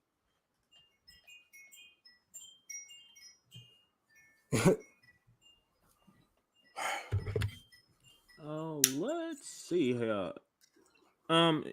There's a lot of comments about the Vanguard. So because they're in there, I am going to put some up because you know, I don't want people to look like you're clearly avoiding the comments about the Vanguard. So I will put those up. Not sure if the Vanguard is an enemy or don't think Nick would be on their platform or shall be inviting one of them on the panels. What happened if they would? I wouldn't call them an enemy either. Like you said, they've been on there, but again, just because, you know, we have members that are very cool with them and they go on their channel and vice versa. If you have the comments, I'm gonna put the comments up. You know what I mean? So that's what I'm gonna do. So Vanguard was taking off before Ryzen ended. Yeah, and then he says, has Ryan Grimm job left the hill? I think Brianna Joy Gray is going to replace him. Yeah, I'm not sure about that. Grimm without an E. A year later, when it doesn't help Ryan get aboard. Yeah. Ryan Grimm smeared us twice. Yeah, fuck Savvy says. Vanguard is all about YouTube drama. Okay, I think that'll be the last. Oh, it's one here. Vanguard is good intentions, but they need to grow more politically. Hopefully they will. Yeah, they're still young. And I'm gonna say this to Vanguard personally. You know, I don't watch your channels and whatnot like that, but I'm watching you. And I will be there to call you out. I don't care if Nick is cool with any of you. I don't care if Sabby is cool with any of you. I don't care that we share audience or whatnot. When it's time, and if that time ever come, if you guys feel like you guys are fucking up or leading my people astray, I will be there to call you out. You guys are young. You got time. You get but use your platform for good. Use your platform for revolution. The drama do sell. It's hot. And there is a way we can use this to push socialism also. So just do what you need to do. But if you have to be called out, I will be there to call you out, because we're not here to make friends. We're here to make revolution. Says the Vanguard never calls out for crapping on. Never calls out. Who? I think it's missing a word somewhere there. But thank you for the super chat. What I want to do now is go to the Kshama Sawant interview to just specifically cover the tactics of how this network is being framed. Is this playing nice politics still, and that's absolutely not the strategy that's going to work for the working class. And that's what I need people to understand. What perspective is this network going to be broadcasting from? The working class or some other class? So let's bring Kshama Sawant. Let's bring this interview up, and I'm going to find that one part. Now you could go and find on this network. You can find I just covered this full interview. We're just going to go to a specific part of it. I covered this full interview last Friday, Saturday. I covered it on Saturday. But I mean, she is absolutely awesome. She is the future if you're talking about not even electoralism, because that's not even her main thing, which I learned in the interview. But let me cue it up to the point where he asked about strategy. I think it's right here somewhere. Let's see if it's here. If it's not, I'll stop it and find it. Been targeted by the far right. Your campaign volunteers were harassed and threatened. The former police union president, Ron Smith, called for you to be handcuffed as Seattle police actively worked in your recall. And I wanted to ask about this clash with right-wing populism. Is this inevitable for the left, especially as you said, as the Biden administration fails to provide meaningful reforms? I think fundamentally the clash between the very wealthy, big business, the capitalist Wall Street interests, and the working class, and any of us who have any vision of social justice and a different kind of society than what's on offer, that clash, in other words, the class, the class divide or class struggle, that is inevitable. And how it plays out will depend, as we were just discussing earlier, on how the forces of the left, genuine left, and how the forces of the working class develop. So the extent to which right populism succeeds is a test. There's a question that's a precursor to this, and I think that's the one I was actually looking for. So because that kind of jumps ahead of if those are people are like, oh, I'm kind of confused. So it kind of jumps ahead. So I think this might be the question here. So let me try it here. Party is aligned with your campaign. I mean, for instance, Biden, when he ran for the presidency, promised that he would work to raise the minimum wage to $15 an hour. He also promised to cancel student debt. And yet once in power, of course, I think as your situation illustrates, they work at cross purposes from certainly what they have espoused during campaigns. Oh, absolutely. And in fact, it's quite spectacular now what we are seeing from the consciousness in ordinary people understanding that the Biden administration has completely failed them. And you don't have to take the word of a socialist. You can see the approval ratings for Biden are at as low as they've ever been throughout his presidency. And the fact that it's not just him, but the Democratic establishment, including his regime, have completely failed in passing any kind of progressive program, whether it is $15 an hour or Medicare for all. As you said, he promised to cancel student debt, and not even a fraction of that measure has been carried out. And so it's no wonder, this is exactly the reason why now we are staring into potential clobbering of the Democrats by the Republicans and by the right wing in the midterm elections. And as I said, it's not just me saying it. If you look at the news, I mean, the analysis from even Democratic Party media strongholds like CNN and New York Times, they're having to be very frank about this. And they're clearly admitting it, that actually the Democrats are headed into a real slaughter at the midterms, and that it. So what do you think? I'm gonna find it on the background, but I'm gonna ask you this question: what she just said here, because that's actually a good question. What do you think is going to be the results of the Democrats being totally destroyed in the midterm? So the Republicans are going to take over. What do you think is going to be the reaction of the people as far as the revolution? You think it's going to be good or bad? I mean, yeah, this is it's going to be bad. As far as because they're going to keep the prices just as high as Democrats is. So, you know, they might combat one or two things to save face, but it's going to be just as bad. But now people have a reason to be mad, right? So this is our time to actually get out there and change people's minds, get in their minds, and let them know, like, it's not just Joe Biden. It's not just, it's one of two people in the House or the Senate. It's the whole system itself. This is our time to actually radicalize people and get them prepared for a revolution if we're ever going to have one. And this is our time as working class people to really, you know what I'm saying, get on our shit, because a lot of us, we still have work to do. Like I had mentioned before about no war but class war and whatnot. I said, blacks and whites, we still have, all of us of color. Like this YouTube, Twitter shit, saying it's cool. We all get along. We different nations of people. We're black, we're white, whatever. We get along because we have the same. We are under the same representation of socialism, but we have work to do on the ground to bring people together if we was ever going to have a revolution, because it will be complete chaos without people having a communist or a socialist mindset.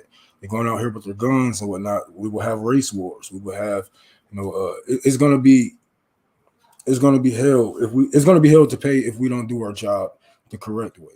So it's going to be tough. It is, but this is our time, and the best time to radicalize a person is the best time to radicalize a person is why they have an empty stomach. Absolutely. And we're going to bring all of this back to the main topic, but I still want to find this point that is made by Kshama Sawant. And I think I found it here, where he talks about elections is not the point, and then she starts talking about her strategy here. So I think I found it here. So let's listen, and then we're going to talk about how does this new Breaking Points network that they're building, what are they building? Are they building the type of left that's trying to cozy up, or that's trying to be adversarial? Because one will win the working class what they want, and the other will not. There's no middle ground to that. So let's listen. Yeah. Somebody said, "What's up?" Contract for workers. Oops, sorry. Then we will need a rank and file revival of the American labor movement in the first place. Somebody said what now? No, somebody said, "What are our demands?" Our demands is complete annihilation of the American system, this imperialist system. There is no coming to the negotiation table with our enemies. We get our enemies off of our negotiation table. Malcolm X taught us this. We don't negotiate with enemies, just like America don't negotiate with terrorists, right? So these people have the power, they have the money, they have the control, and everything, it takes to change our lives, to do better for the people. If they chose to not do their job, then we call for complete annihilation and a complete takeover on the American government. Nothing more, nothing less. All right, here. Okay, I think this is the question. So let's listen right here. Then we will need a rank and file revival of the American labor movement in the first place. Although you've been very successful electorally, you've always argued that elections are not the point. Elections are secondary to organizing. Can you explain that strategy?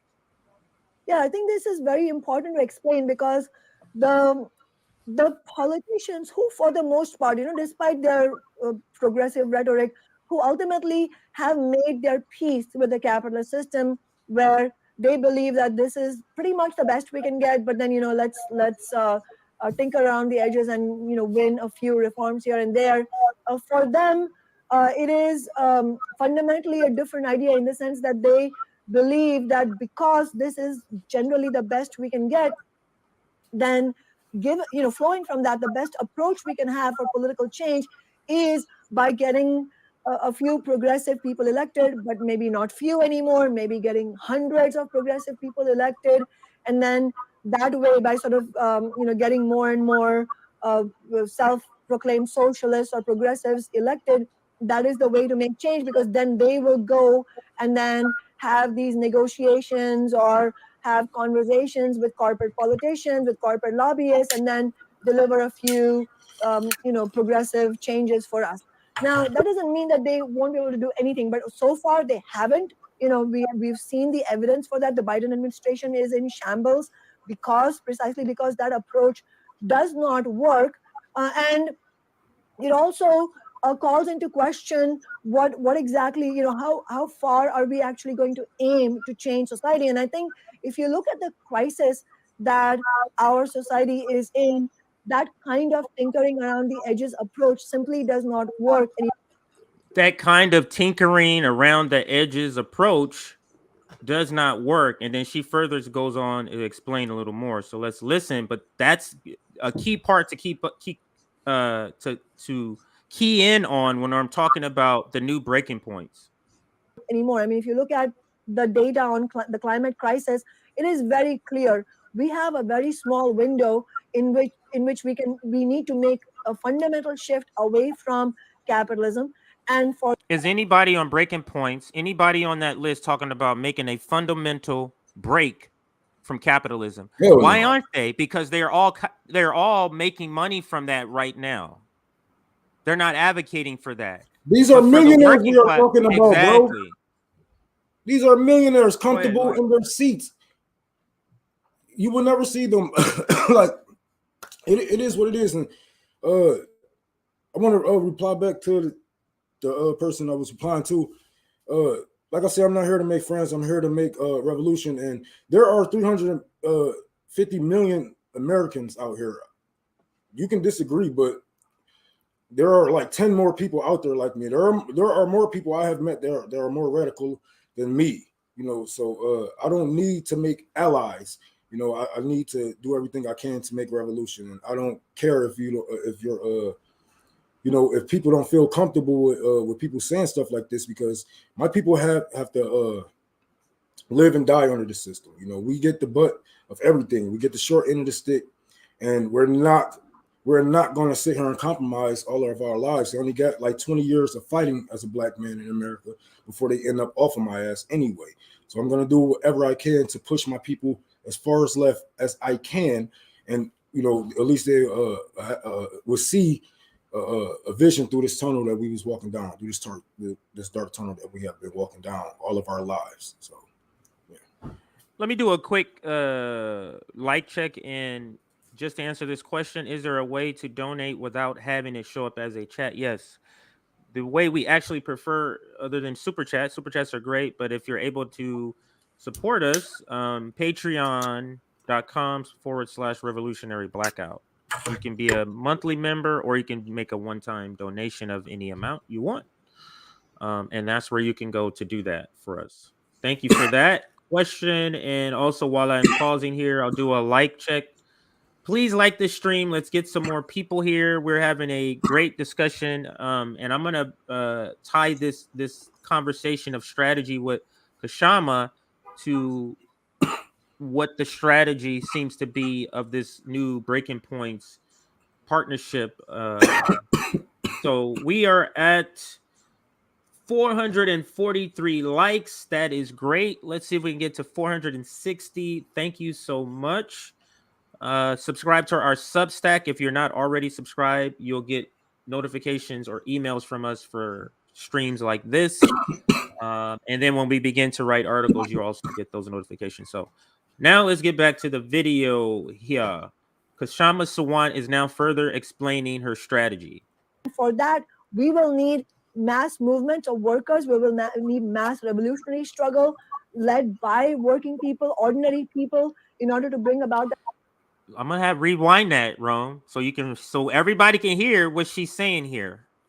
Let me rewind that. Now, that doesn't mean that they won't be able to do anything, but so far they haven't. We've seen the evidence for that. The Biden administration is in shambles precisely because that approach does not work, and it also calls into question what exactly, how far are we actually going to aim to change society. That's another great point she's making that we can talk about with them. What aim? Oh shoot, I already took it down, so I can't put it back up. So I'll put it back up. I was gonna go back to that that graphic so you can see all of the people.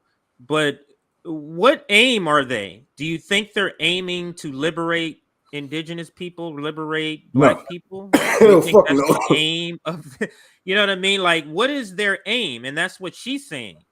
What is the aim first? Are you aiming just to help people that's 100,000 and above?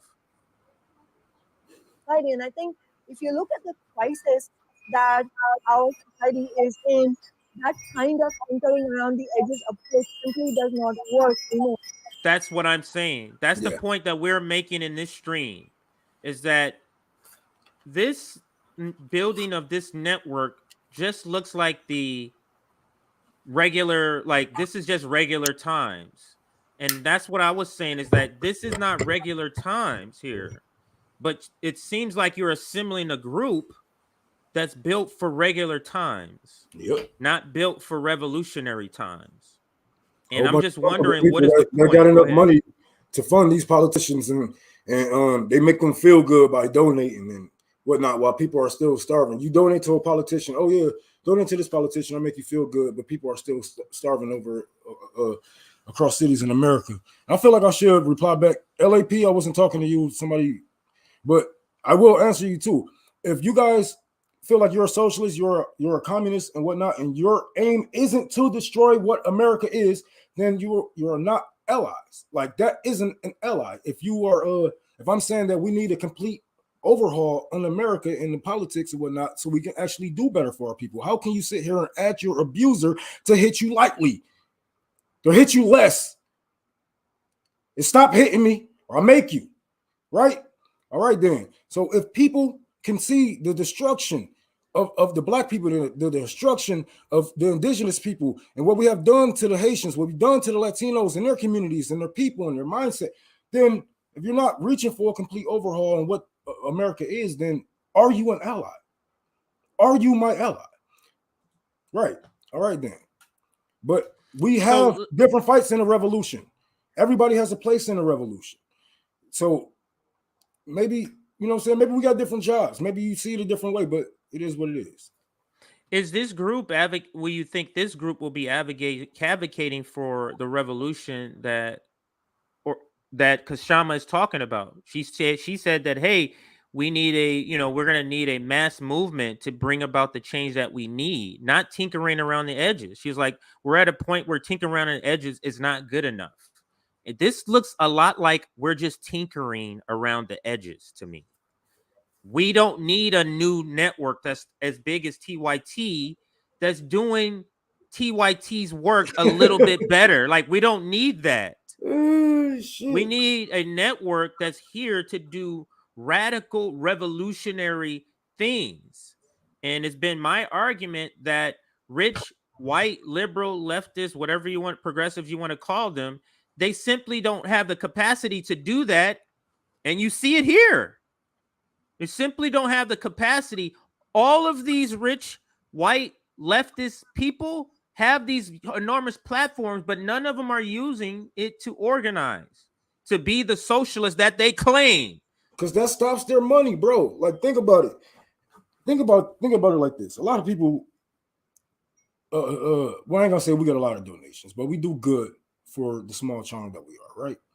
Now, think about this, man. We are telling people basically in the long run, you're going to have to stop donating to me because you're going to have to put that money into other resources for the people, right? So their attention is going to not go to RBN. Maybe they'll check in from here to there, but they're more likely is going to move left of RBN because they're on the ground. They're on the streets.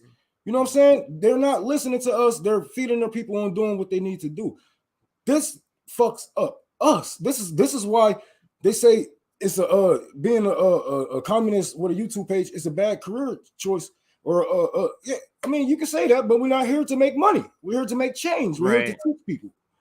Right. So the money just come with the fucking job, with the teaching and whatnot. But other than that, we don't care about no damn money for real. Like, I mean, yes, we care about feeding our families and stuff like that. But as far as making this a career where we sit here and make millions of dollars and don't change anything in these people's lives that has pulled us out of poverty. People literally pulled these people out of poverty And what do they do for these people? Nothing. Accumulate millions of dollars and just tell you to go donate some more money to the to their Patreon and to their favorite politician. Yeah, let me get back to this video where she kind of explains some more, Rome. Some good stuff here. Anymore. I mean, if you look at the data on the climate crisis, it is very clear. We have a very small window in which we need to make a fundamental shift away from capitalism. A fundamental shift away from capitalism. That's Kshama Sawant, and I absolutely agree. Now, can everybody point to the group or the people here that's advocating for a fundamental shift away from capitalism? Can you? Who is that? And because that's the only way. Not right. us. Yeah, not us. Like, and that is what's needed to affect substantial change for the people at the very bottom. That is what's key, and what people who don't want this fundamental change don't understand. If we keep the system in with just reforms, the people at the very bottom is never going to be helped. It's never going to be lifted out of poverty, ever. We have to have a fundamental shift away from capitalism. It's so crazy how people, first of all, it's crazy how their sense of urgency switches from wherever the fuck the government wants them to. But we just lost 1 million people. We just lost 1 million people to a virus that we could have combated, but we have these people profiting off of our life, death, and fears. Again, we didn't pass any type of bill that could have covered the American people during the pandemic. What are we doing here? Are we really trying to negotiate with these people? Are we really trying to make rub elbows with these people? Because you know what happens when you get around these people, when you start to negotiate with these people, you start to just become these motherfucking people. How in the hell are you going to combat BlackRock? This is fucking laughable. But like I said, here at RBN, we don't avoid comments, and this is fucking laughable. That Kshama, okay,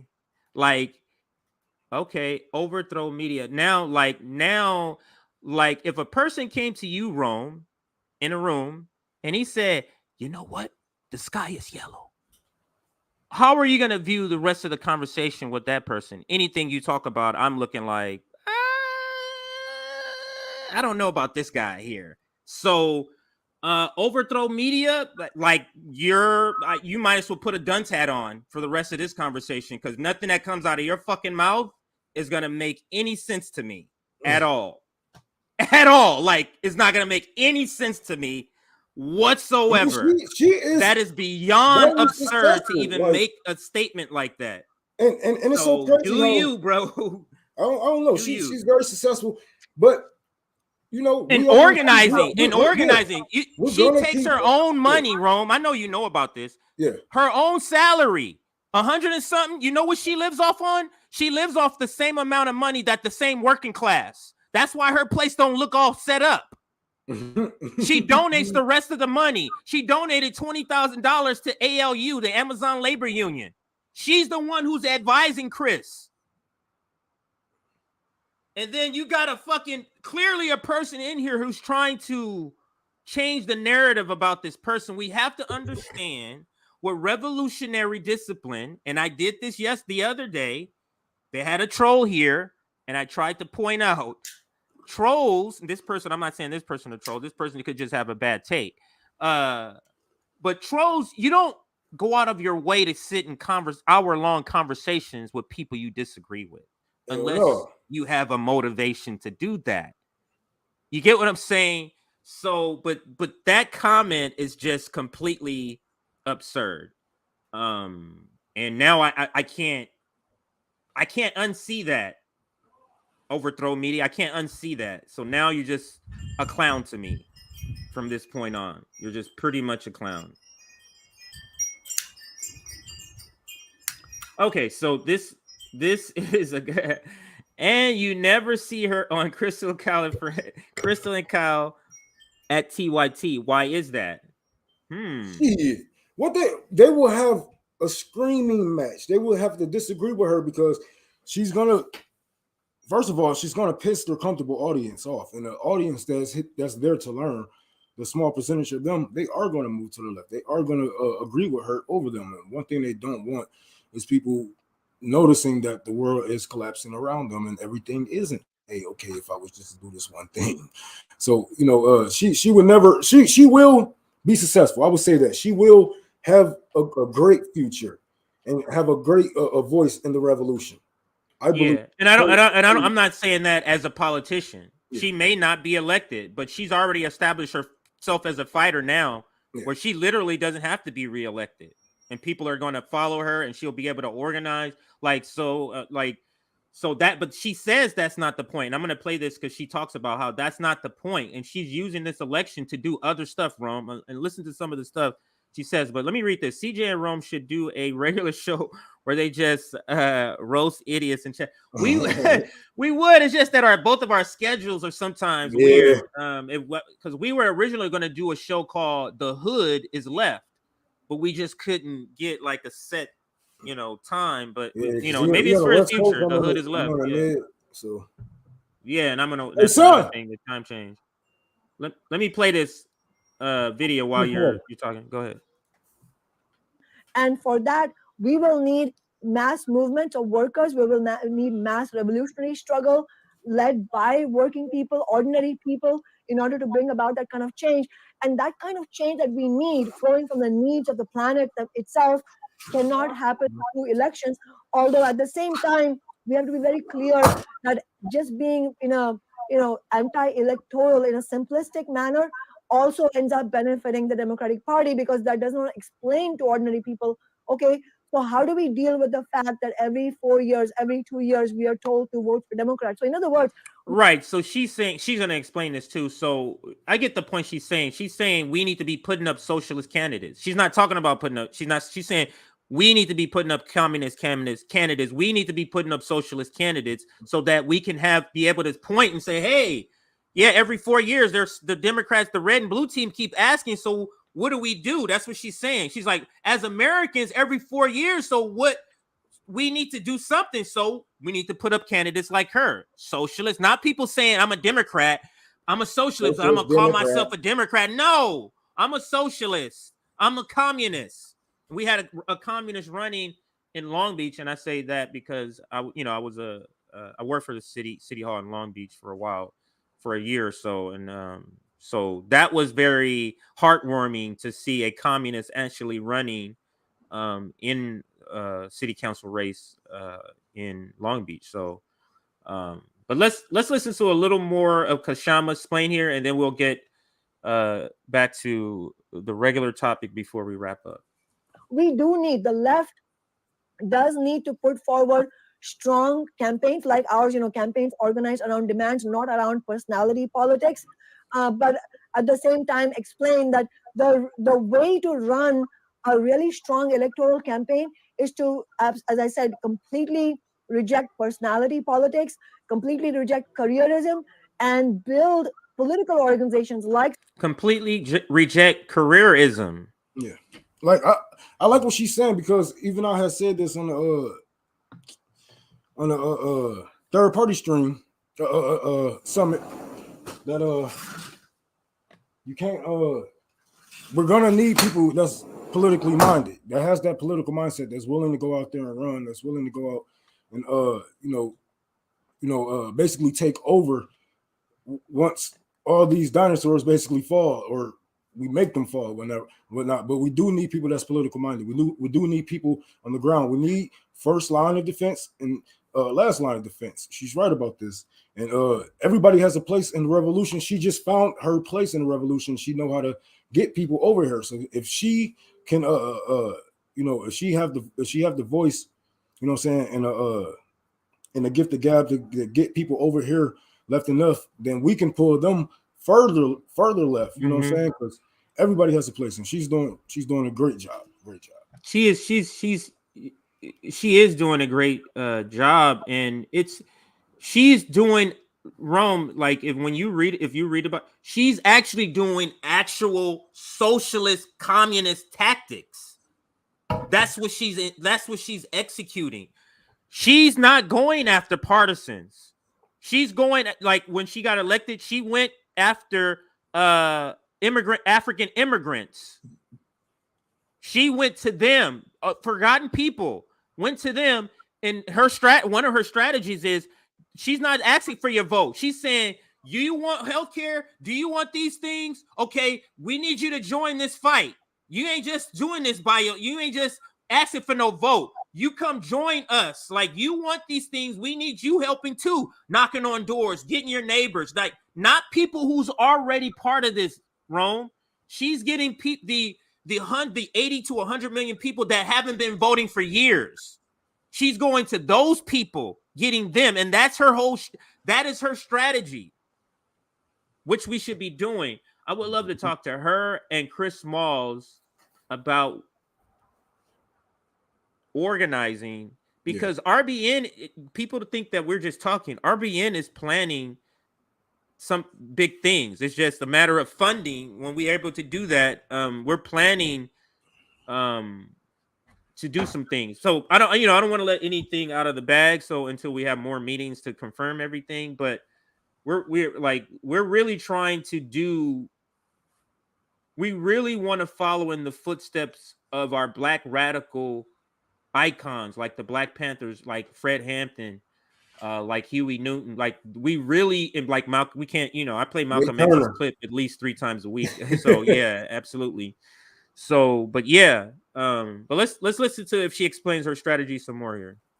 Like socialist alternative, except we need far bigger organizations where we can hold our elected representatives and other leaders in the organization accountable, and that the program of demands that we are fighting around become the central focus, not those individuals who could then use those positions just to build their own careers by making themselves useful to the ruling class. That's what we need. That's what she's describing the squad without saying their name. Need to reject. So, Kshama, the Democrats focus on likely voters. That's not been your tactic. This right here. Listen to this shit right here. This right here. She explains, because he's talking about Democrats go after likely voters. People has been voting all the time. And she's going to explain that's not what she does. Use those positions just to build their own careers by making themselves useful to the ruling class. That's what we need to reject.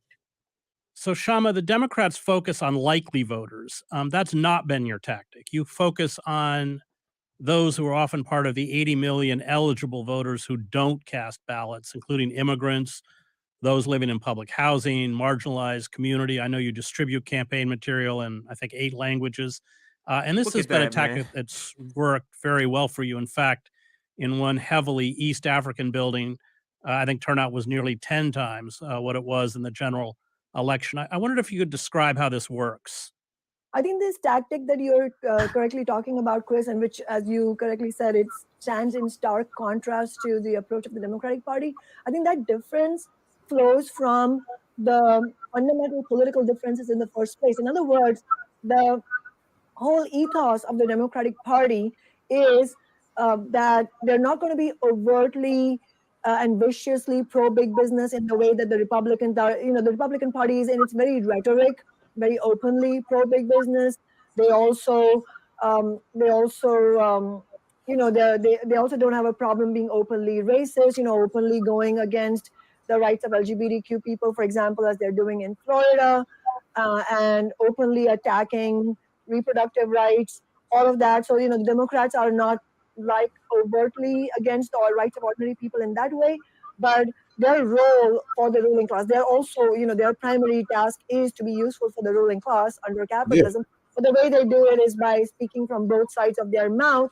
And because of that, for example, they will talk about $15 an hour. Every so often you will see Pramila Jayapal, the head of the Congressional Caucus, tweet out saying it's time for Medicare for all. But then when it actually comes time to fight for it, then they will, they will actually use their progressive status to give cover for the Biden regime, which is what they have done every step of the way. Because that is their agenda, and there's this disconnect between the rhetoric they espouse and the actual role that they play that is in service of the ruling class. Because of that, they're not eager to actually mobilize the kind of voters, as you said, that we mobilized, where we would not actually have won our elections had we not mobilized a whole section of the population that is typically disenfranchised, not because they don't have the legal right to vote, but because there's nothing for them to vote for, and nobody cares whether they vote or not, because they are not the people those Democrats are there to fight for. And so because of that difference, they don't actually want to mobilize those same voters that we mobilize, because when you go out there and say, hey, as East African working class people, as workers, as union members, you need to not only come out and vote for our campaign, but we need you to then join us in door knocking. We need you in order to win $15 an hour, the Amazon tax for renters' rights. When you do that, what you're doing is raising the expectations, the political expectations of all those people. You're raising their expectation. You're making them invested in them getting a better life. Yeah. Not just saying, hey, let me go and run it for you. If you vote for me, then I'm going to go do all this heavy lifting. It's no. We need you to come with us to go get more people to do more heavy lifting together. And it works. This true socialist tactics, communist tactics here. Yes.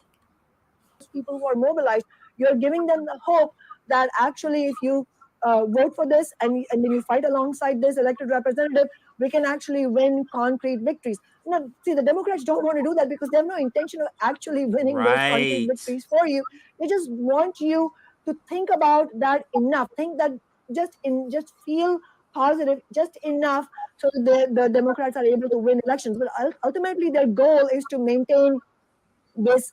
Right. That's such a good point that she makes. It's just to make you feel positive. It's never concrete. It's I support Medicare for all. That kind of thing. It's never like in the next election, I'm making sure that's the first thing we're going to do is this. It's just vague talking so that people can fill in the blank and be positive. Oh, they said this, so they means they're there. No, they're not. That's not what they mean. I prefer chicken strips and seasoned fries. Who said that? All right, so I think she comes to a close here, but let's see if she says any other good gems before I turn this video off. Unsteady equilibrium where they are somewhat to the left of the Republican Party, but their main goal is to be sort of the gatekeeper against the genuine left interest and genuine working class interest. So because of that fundamental difference between what role they want to play and what our why we are politicals as socialists, you see these tactical differences emerge as well.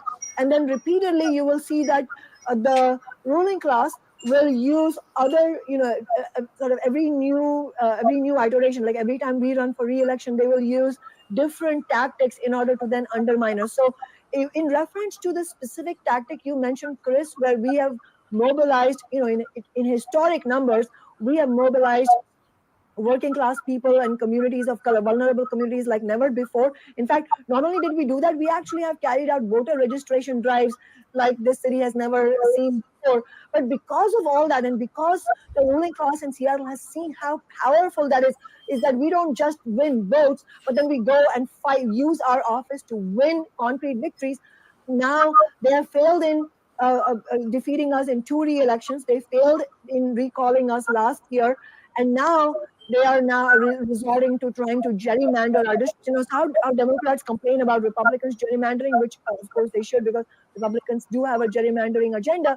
But now it's the Democrats in Seattle who are trying to gerrymander our district here in order to. You believe that? So I'm going to leave it there. So these are Democrats that have been trying to recall her because she's fighting for the people using these socialist tactics, and they can't stop her. Because they can't. You can have all the money in the world, but the tactics she's using, you can't. The thing that can beat money all the time, Nina Turner, and she didn't learn this, is people power. That's the only thing that can beat money in this America arena. But that's what she's talking about. So the Democrats now, they're trying to do, Rome, they're going to gerrymander her district, meaning they're going to reshape her district. That you see what they're doing to try to get her out. But the point I'm making, and the reason I wanted to bring her up, and I can go back to this other video so that we can end the stream, is that what she's talking about is what's needed. And what these people are assembling here is what's not needed. This is not good enough. That shit suck. We ain't even got no money, and Robin and y'all thumbnails is way better. Y'all put like, what the hell is this? Y'all got I didn't even know that's what you're talking about. Motherfuckers got millions of dollars, and this is the result. Like, no, you see, rich people have no taste, and that's yeah. Yeah, so this is what we have to look forward to for the people who keep saying that they're building an independent. They're saying, oh, corporate media is really doing this to us. At the end of their video, they always say this: corporate media is really doing this to us, and you can, join. We need to do something like that to have them join RBN. But the point that I'm making, it is clearly a pitch to the audience that is like we're independent, but you're independent, but it feels like you're trained in the execution by the same corporate media. Like, you still have this very white channel. You still have this very Ivy League sort of rich white leftist perspective. There's no not smart enough to have a platform. Yeah, what is this saying that how you view the state of the failing empire? This is saying to me that you think this is just normal. This is life as usual. That this is no urgency. Any final thoughts, Rome, before we wrap up here? I like what you got to say. It's glad. I'm just glad to see. I will see other people on our side of the revolution once it go down, because that's one thing I do love to see. Because a lot of people use these platforms for evil, and when I say evil, I do mean evil. Once they sitting here, they're sitting on information, they holding people back from off of the streets. They are using the platform for evil because it brings no good to the world, and it is good to see. Shout out to Chris Hayes, because he not scared to say certain things, but it's good to have some allies out here. And which Chris Hayes are you talking about? Damn, which one? Fuck it. Yeah. Are you talking about the one on MSNBC? You ain't talking about the one on MSNBC. I said Chris Hayes. Chris Hedges. Yeah, Chris Hedges. Okay, now I'm sorry, y'all know I'm high as hell. I just got high as hell right here with y'all niggas. But shout out Chris Hedges, because he as a white man, I still side eye him, but he has a great. He's great. I can't take that away from him. But I still want to see what his thoughts would be if people like us was on his show talking about overall of America politics and revolution and shit like that. Because I know you don't know how far. You don't know how far. I want to see how far left he actually is, because a lot of people, it's easy to explain how we live in this hypocrisy of a democracy. That's easy to explain. It's easy to sit here and talk about. How we could bring these people down, but I want to see what happens when he actually talks to people that wants to bring the system down and everything it stands for. So I want to see, because a lot of people, they always say don't meet your heroes, right? So we'll see, man. But I love the work that both of them are doing. This is so fucking dope. It's a breath of fresh air. Chris Hedges not being scared to have people on that's actually making a change in this world and whatnot. And especially like this shit right here, this thumbnail that we are looking at, this looking at this shit and all these people out here trying their best to uphold their wealth and keep up white supremacy. I'm sorry, sweetheart. Where's your key? It's probably it's in the garage. I looked for it in the garage. I can't find my key. Oh, no, here it comes. I'll find it. Yeah. Oh no. Yeah. No.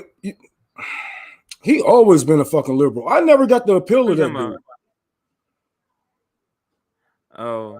I just don't worship. I don't worship people. Like he said, he came up with the concept of manufacturing consent. That's great. That doesn't mean now I'm worshiping him. Like I don't get that transition of now I'm worshiping somebody. I don't get that. So he said something good. I agree with the manufacturing consent. If he says something I don't agree with, I don't work like that. Those Because concepts are just weird overall, to me. he just like any other motherfucker that we talk about, every other motherfucker that we are talking about, he made a living off of our misery. You know what I'm saying? And like I said, it's easy to talk about the change, easy to talk about what should change, but what are we doing to try to bring the change?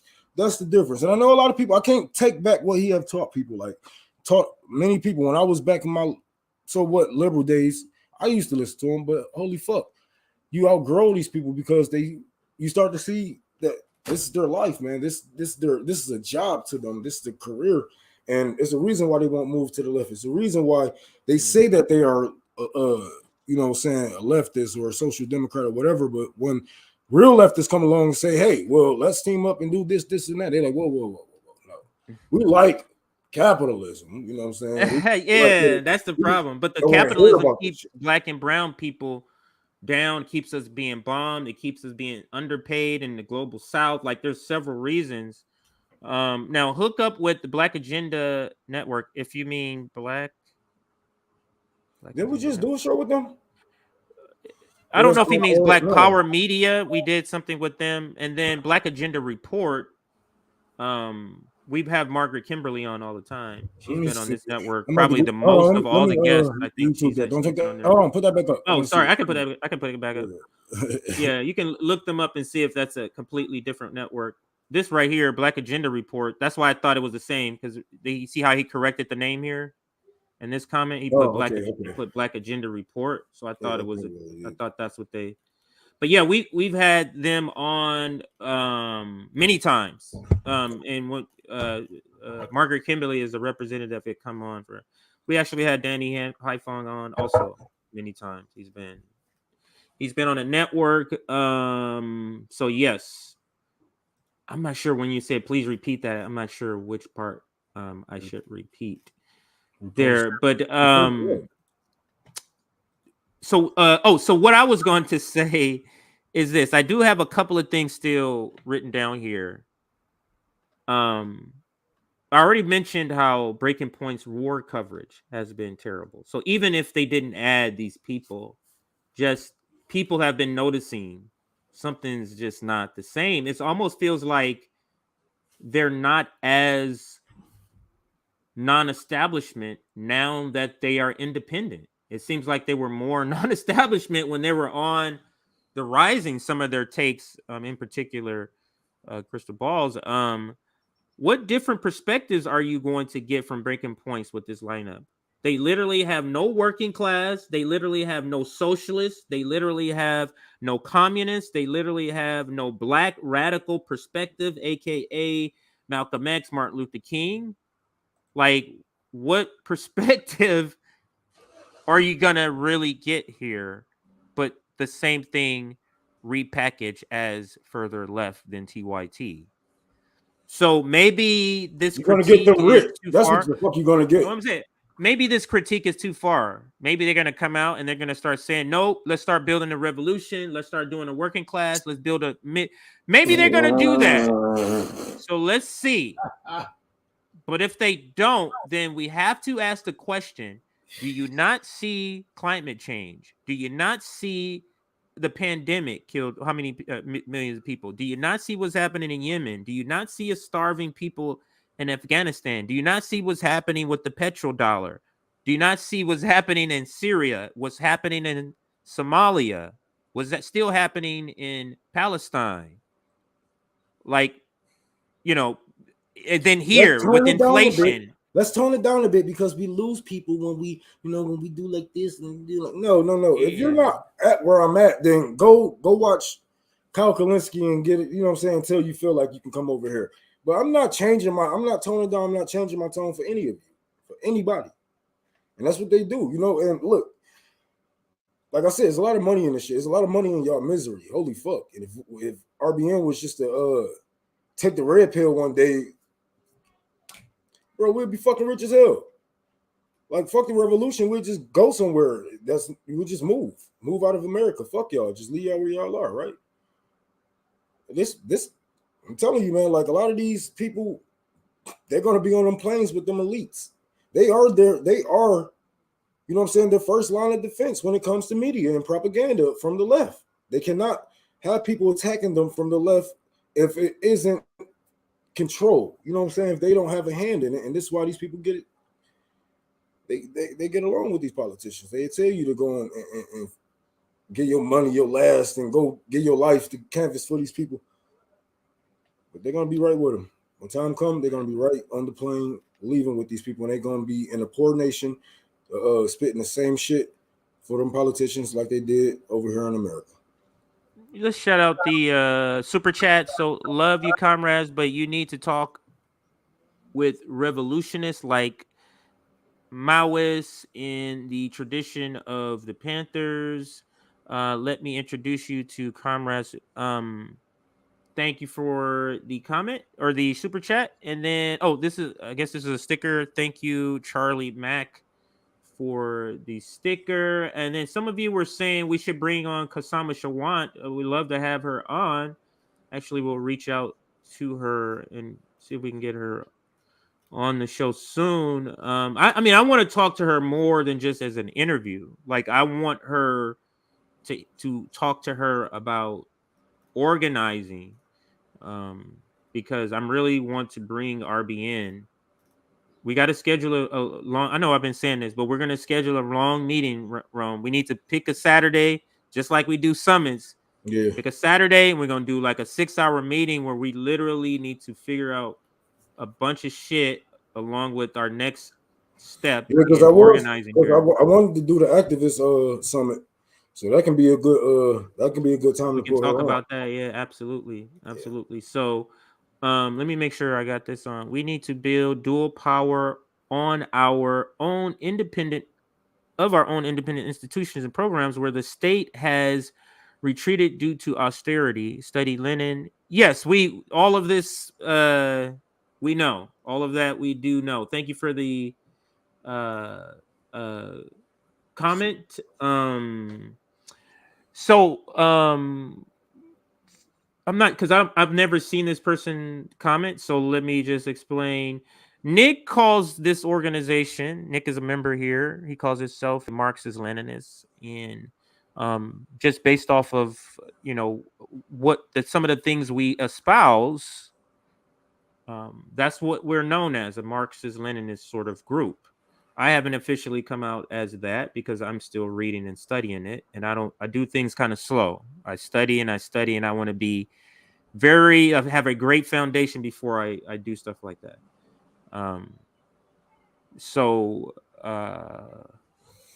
What I do want to say about theory, since you're bringing it up, is because what has been the history is that people who bring up reading theory are people who are not doing any sort of physical putting that theory into action. You know what I mean? Like, it doesn't take you 10 years to read theory. No. It doesn't. Motherfuckers it doesn't take you 5 years to read theory. You will read Harry Potter, but you won't read Marx. Like, come on now. Right. So I'm saying, like, you know, for those who tell people to read, you've read it, and what are you doing to execute what you've read? Because you can't have one without the other, because people love to say, well, I don't care about theory. Well, you got to know theory in order. You're right, so you don't make the same mistakes. But you know theory, so what are you doing to execute the theory? Talking like Cenk Uygur. I don't care what Karl Marx said. That's when you know you can't even take a person seriously. I don't care what Karl Marx said, but like, and you know what? He is right about one thing. Karl Marx and our revolutionary leaders, they wouldn't have any idea how America will look today. They have no idea how to fight today's monsters. But this is why we learn from them and put what they have taught in our head on the ground, and we're going to add on to it, because we have to, you know what I'm saying, take from our teachers and push them into real life, and then those things gonna you're gonna have to adapt to the climate, to the political climate, and whatnot. So yes, Mark, they probably weren't prepared for today's, but they already predicted today anyway.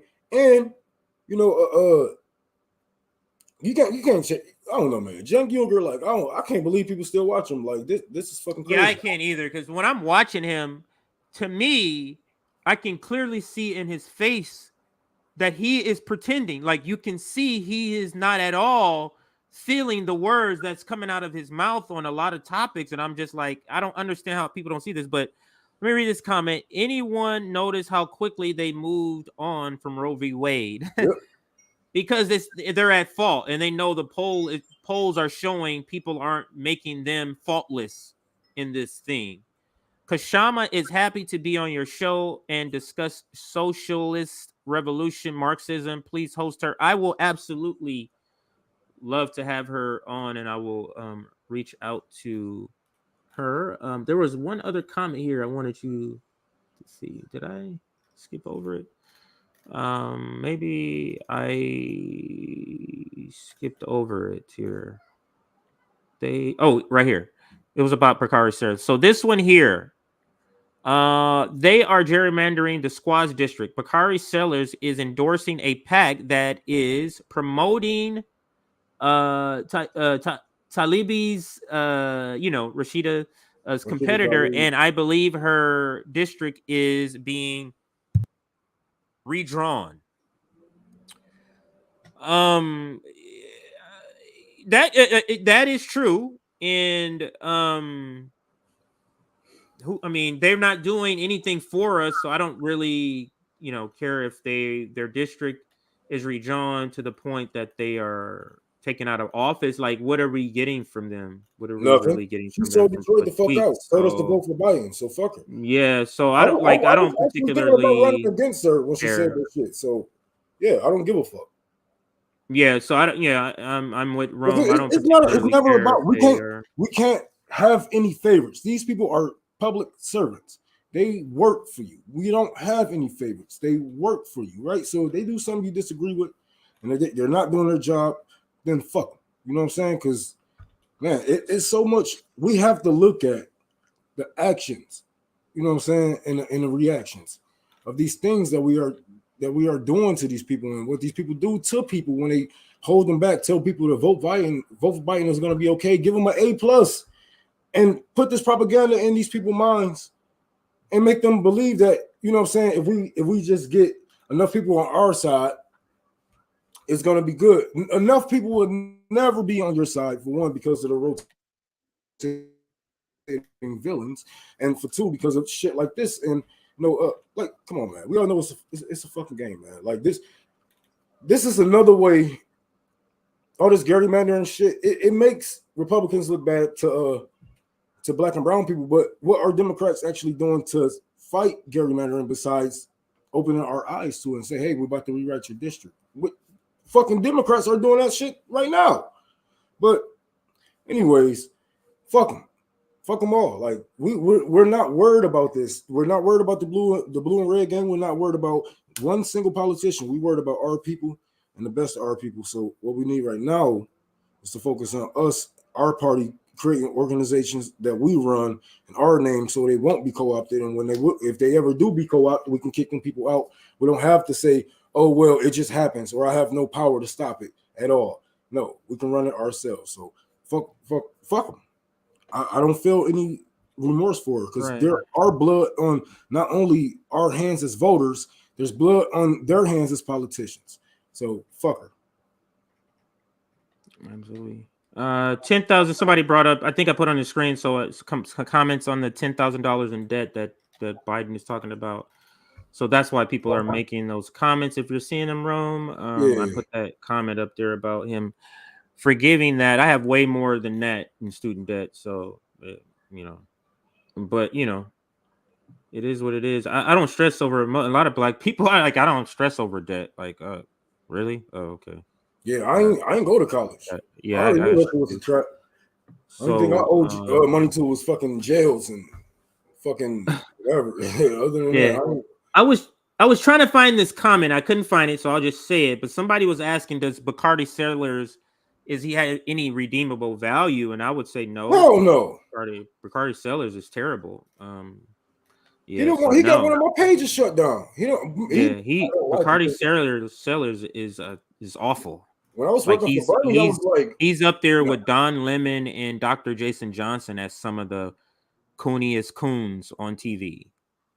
And Jim Kleinburn is another one. So nephew and uncle right there. Like they, you know what I'm saying? They from the Boondocks. They like from the Boondocks. If you watch that show, the Boondocks, yeah, they from there. But when can people see you again, Rome? Are you gonna be back on anytime this week? Probably so. I'll probably be on tomorrow. But tonight I'm probably gonna do some fundraising for some new clippers because I can't use my personals because I'm gonna be me and CT is gonna be going up to some homeless shelters and giving out some free haircuts. That's something I can do too because I can cut hair. I can cut. Yeah, so we're gonna be probably live on RBN with that.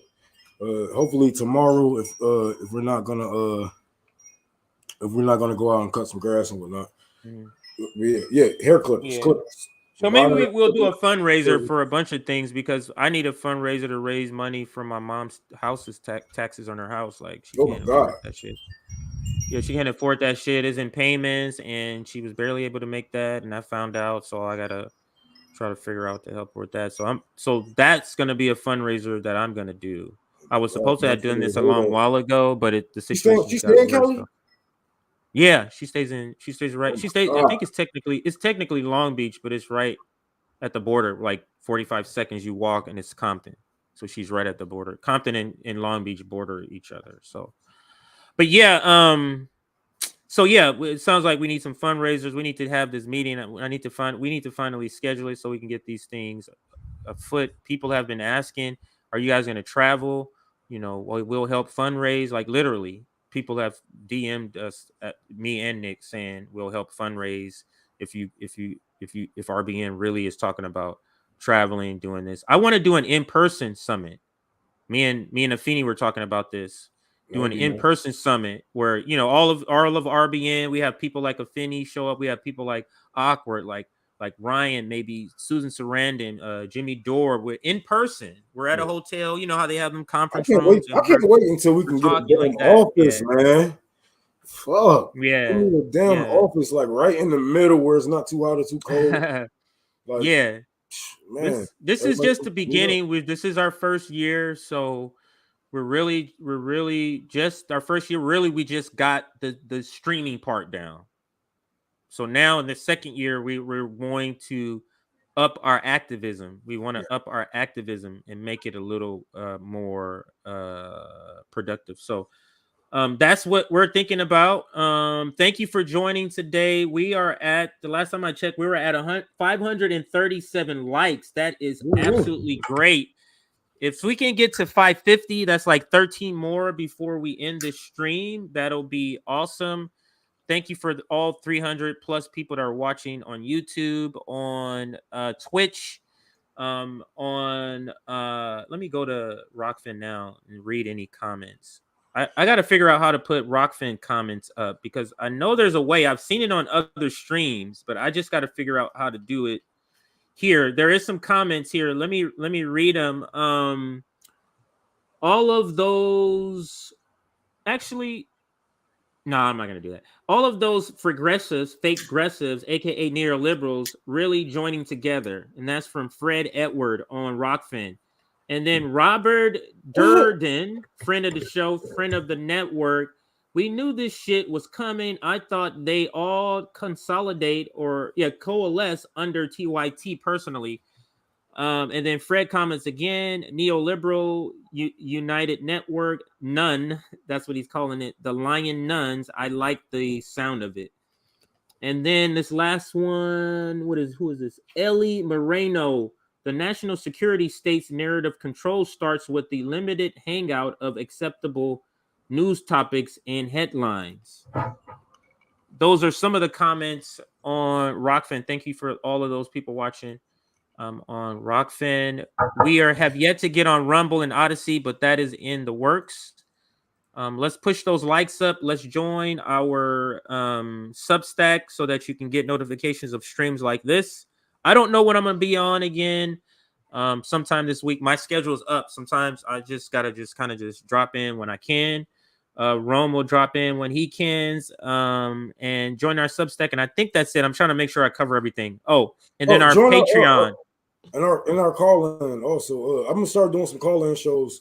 I'll probably bring back Common Corner and just oh, that's gonna be dope when you start doing it. When you start doing it, Rome, because the Commie Corners used because so people used to that shit. So when you start doing that, the number's gonna blow up. So yeah, we need you to start doing the call-in shit. We gotta need you. Yeah. So join us on call-in. We're trying to diversify where we're at, so that if one platform takes us down, you can always connect with us. But Substack, we'll get your email. So if you want us to have your email and you're on our mailing list, join our Substack. I'm telling you, join our Substack. Outside of that, I think that's it.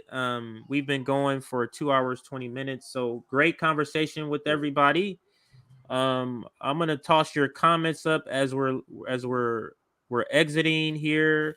Of course, I'm gonna play an outro video. Let's see what we're gonna play today. I can put something up. Let's put Josana's video up here. I've been doing some work with Josana. Literally, let's go to this one. Actually, no. My bad, Rome. This one, because I want it to be where she's talking the most and not where I'm talking. I want to put this up for Josana where she's talking the most. So let me share Josana. Or is that already sharing? No, it's not. All right, so that's what our critique is of the Breaking Point's projected network and what they're going to be doing. I just not sure if that's enough for the time that's needed. Maybe they're going to be adding some more, people or something like that. But as it's constituted now, it's not looking like the best to me. Where is she? It's this one here. I think it's this one. I'm with her. I try to stay away from Discord, man. Discord is for trolls and white supremacists, just like I swear. Yeah, and we do have a comfortable place for black people, bro. Like it's not. As soon as I got on there, nigga, I was called a nigger. As soon as I got on that bitch, like, well, you were in a particular when I don't know Discord that well, so they can message you even if you're not in the room. Like so, as long as you're some fucking leftist. Some people was adding me to some leftist groups, some so-called leftists and whatnot, and man, it was so much racism, so much hate for so many diverse communities and minorities, and these people call themselves leftists. I was like, holy hell, like this is crazy. Not even just that. Twitch. I remember when I first started streaming. Period. Like all of my viewers were just racist people.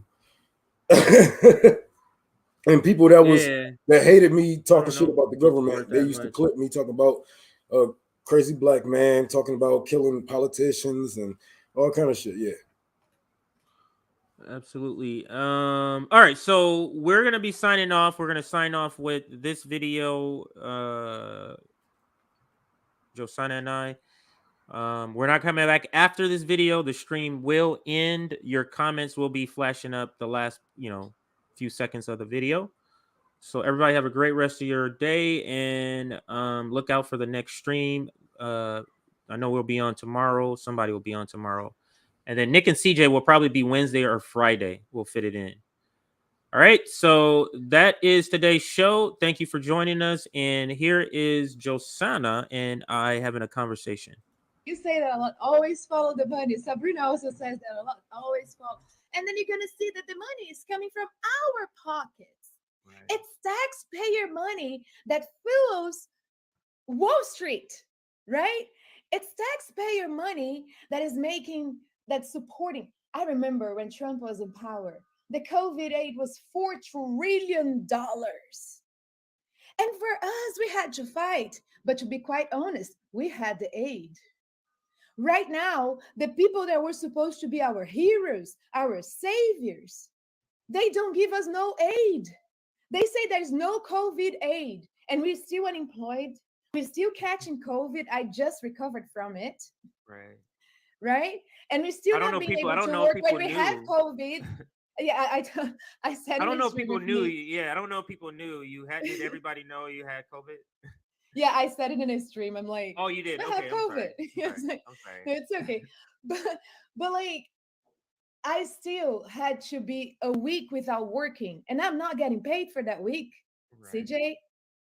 Now I have to like, as I will conversing with you. Now I have to find another hustle. So, right, because the job is already a hustle. Like existing in the US is a hustle.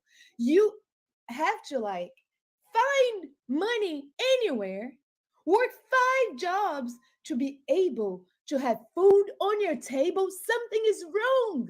This is the richest country in the world. We're not talking about a third world country that has been broken by sanctions from the USA, by coup d'etats from the USA, from wars from the USA.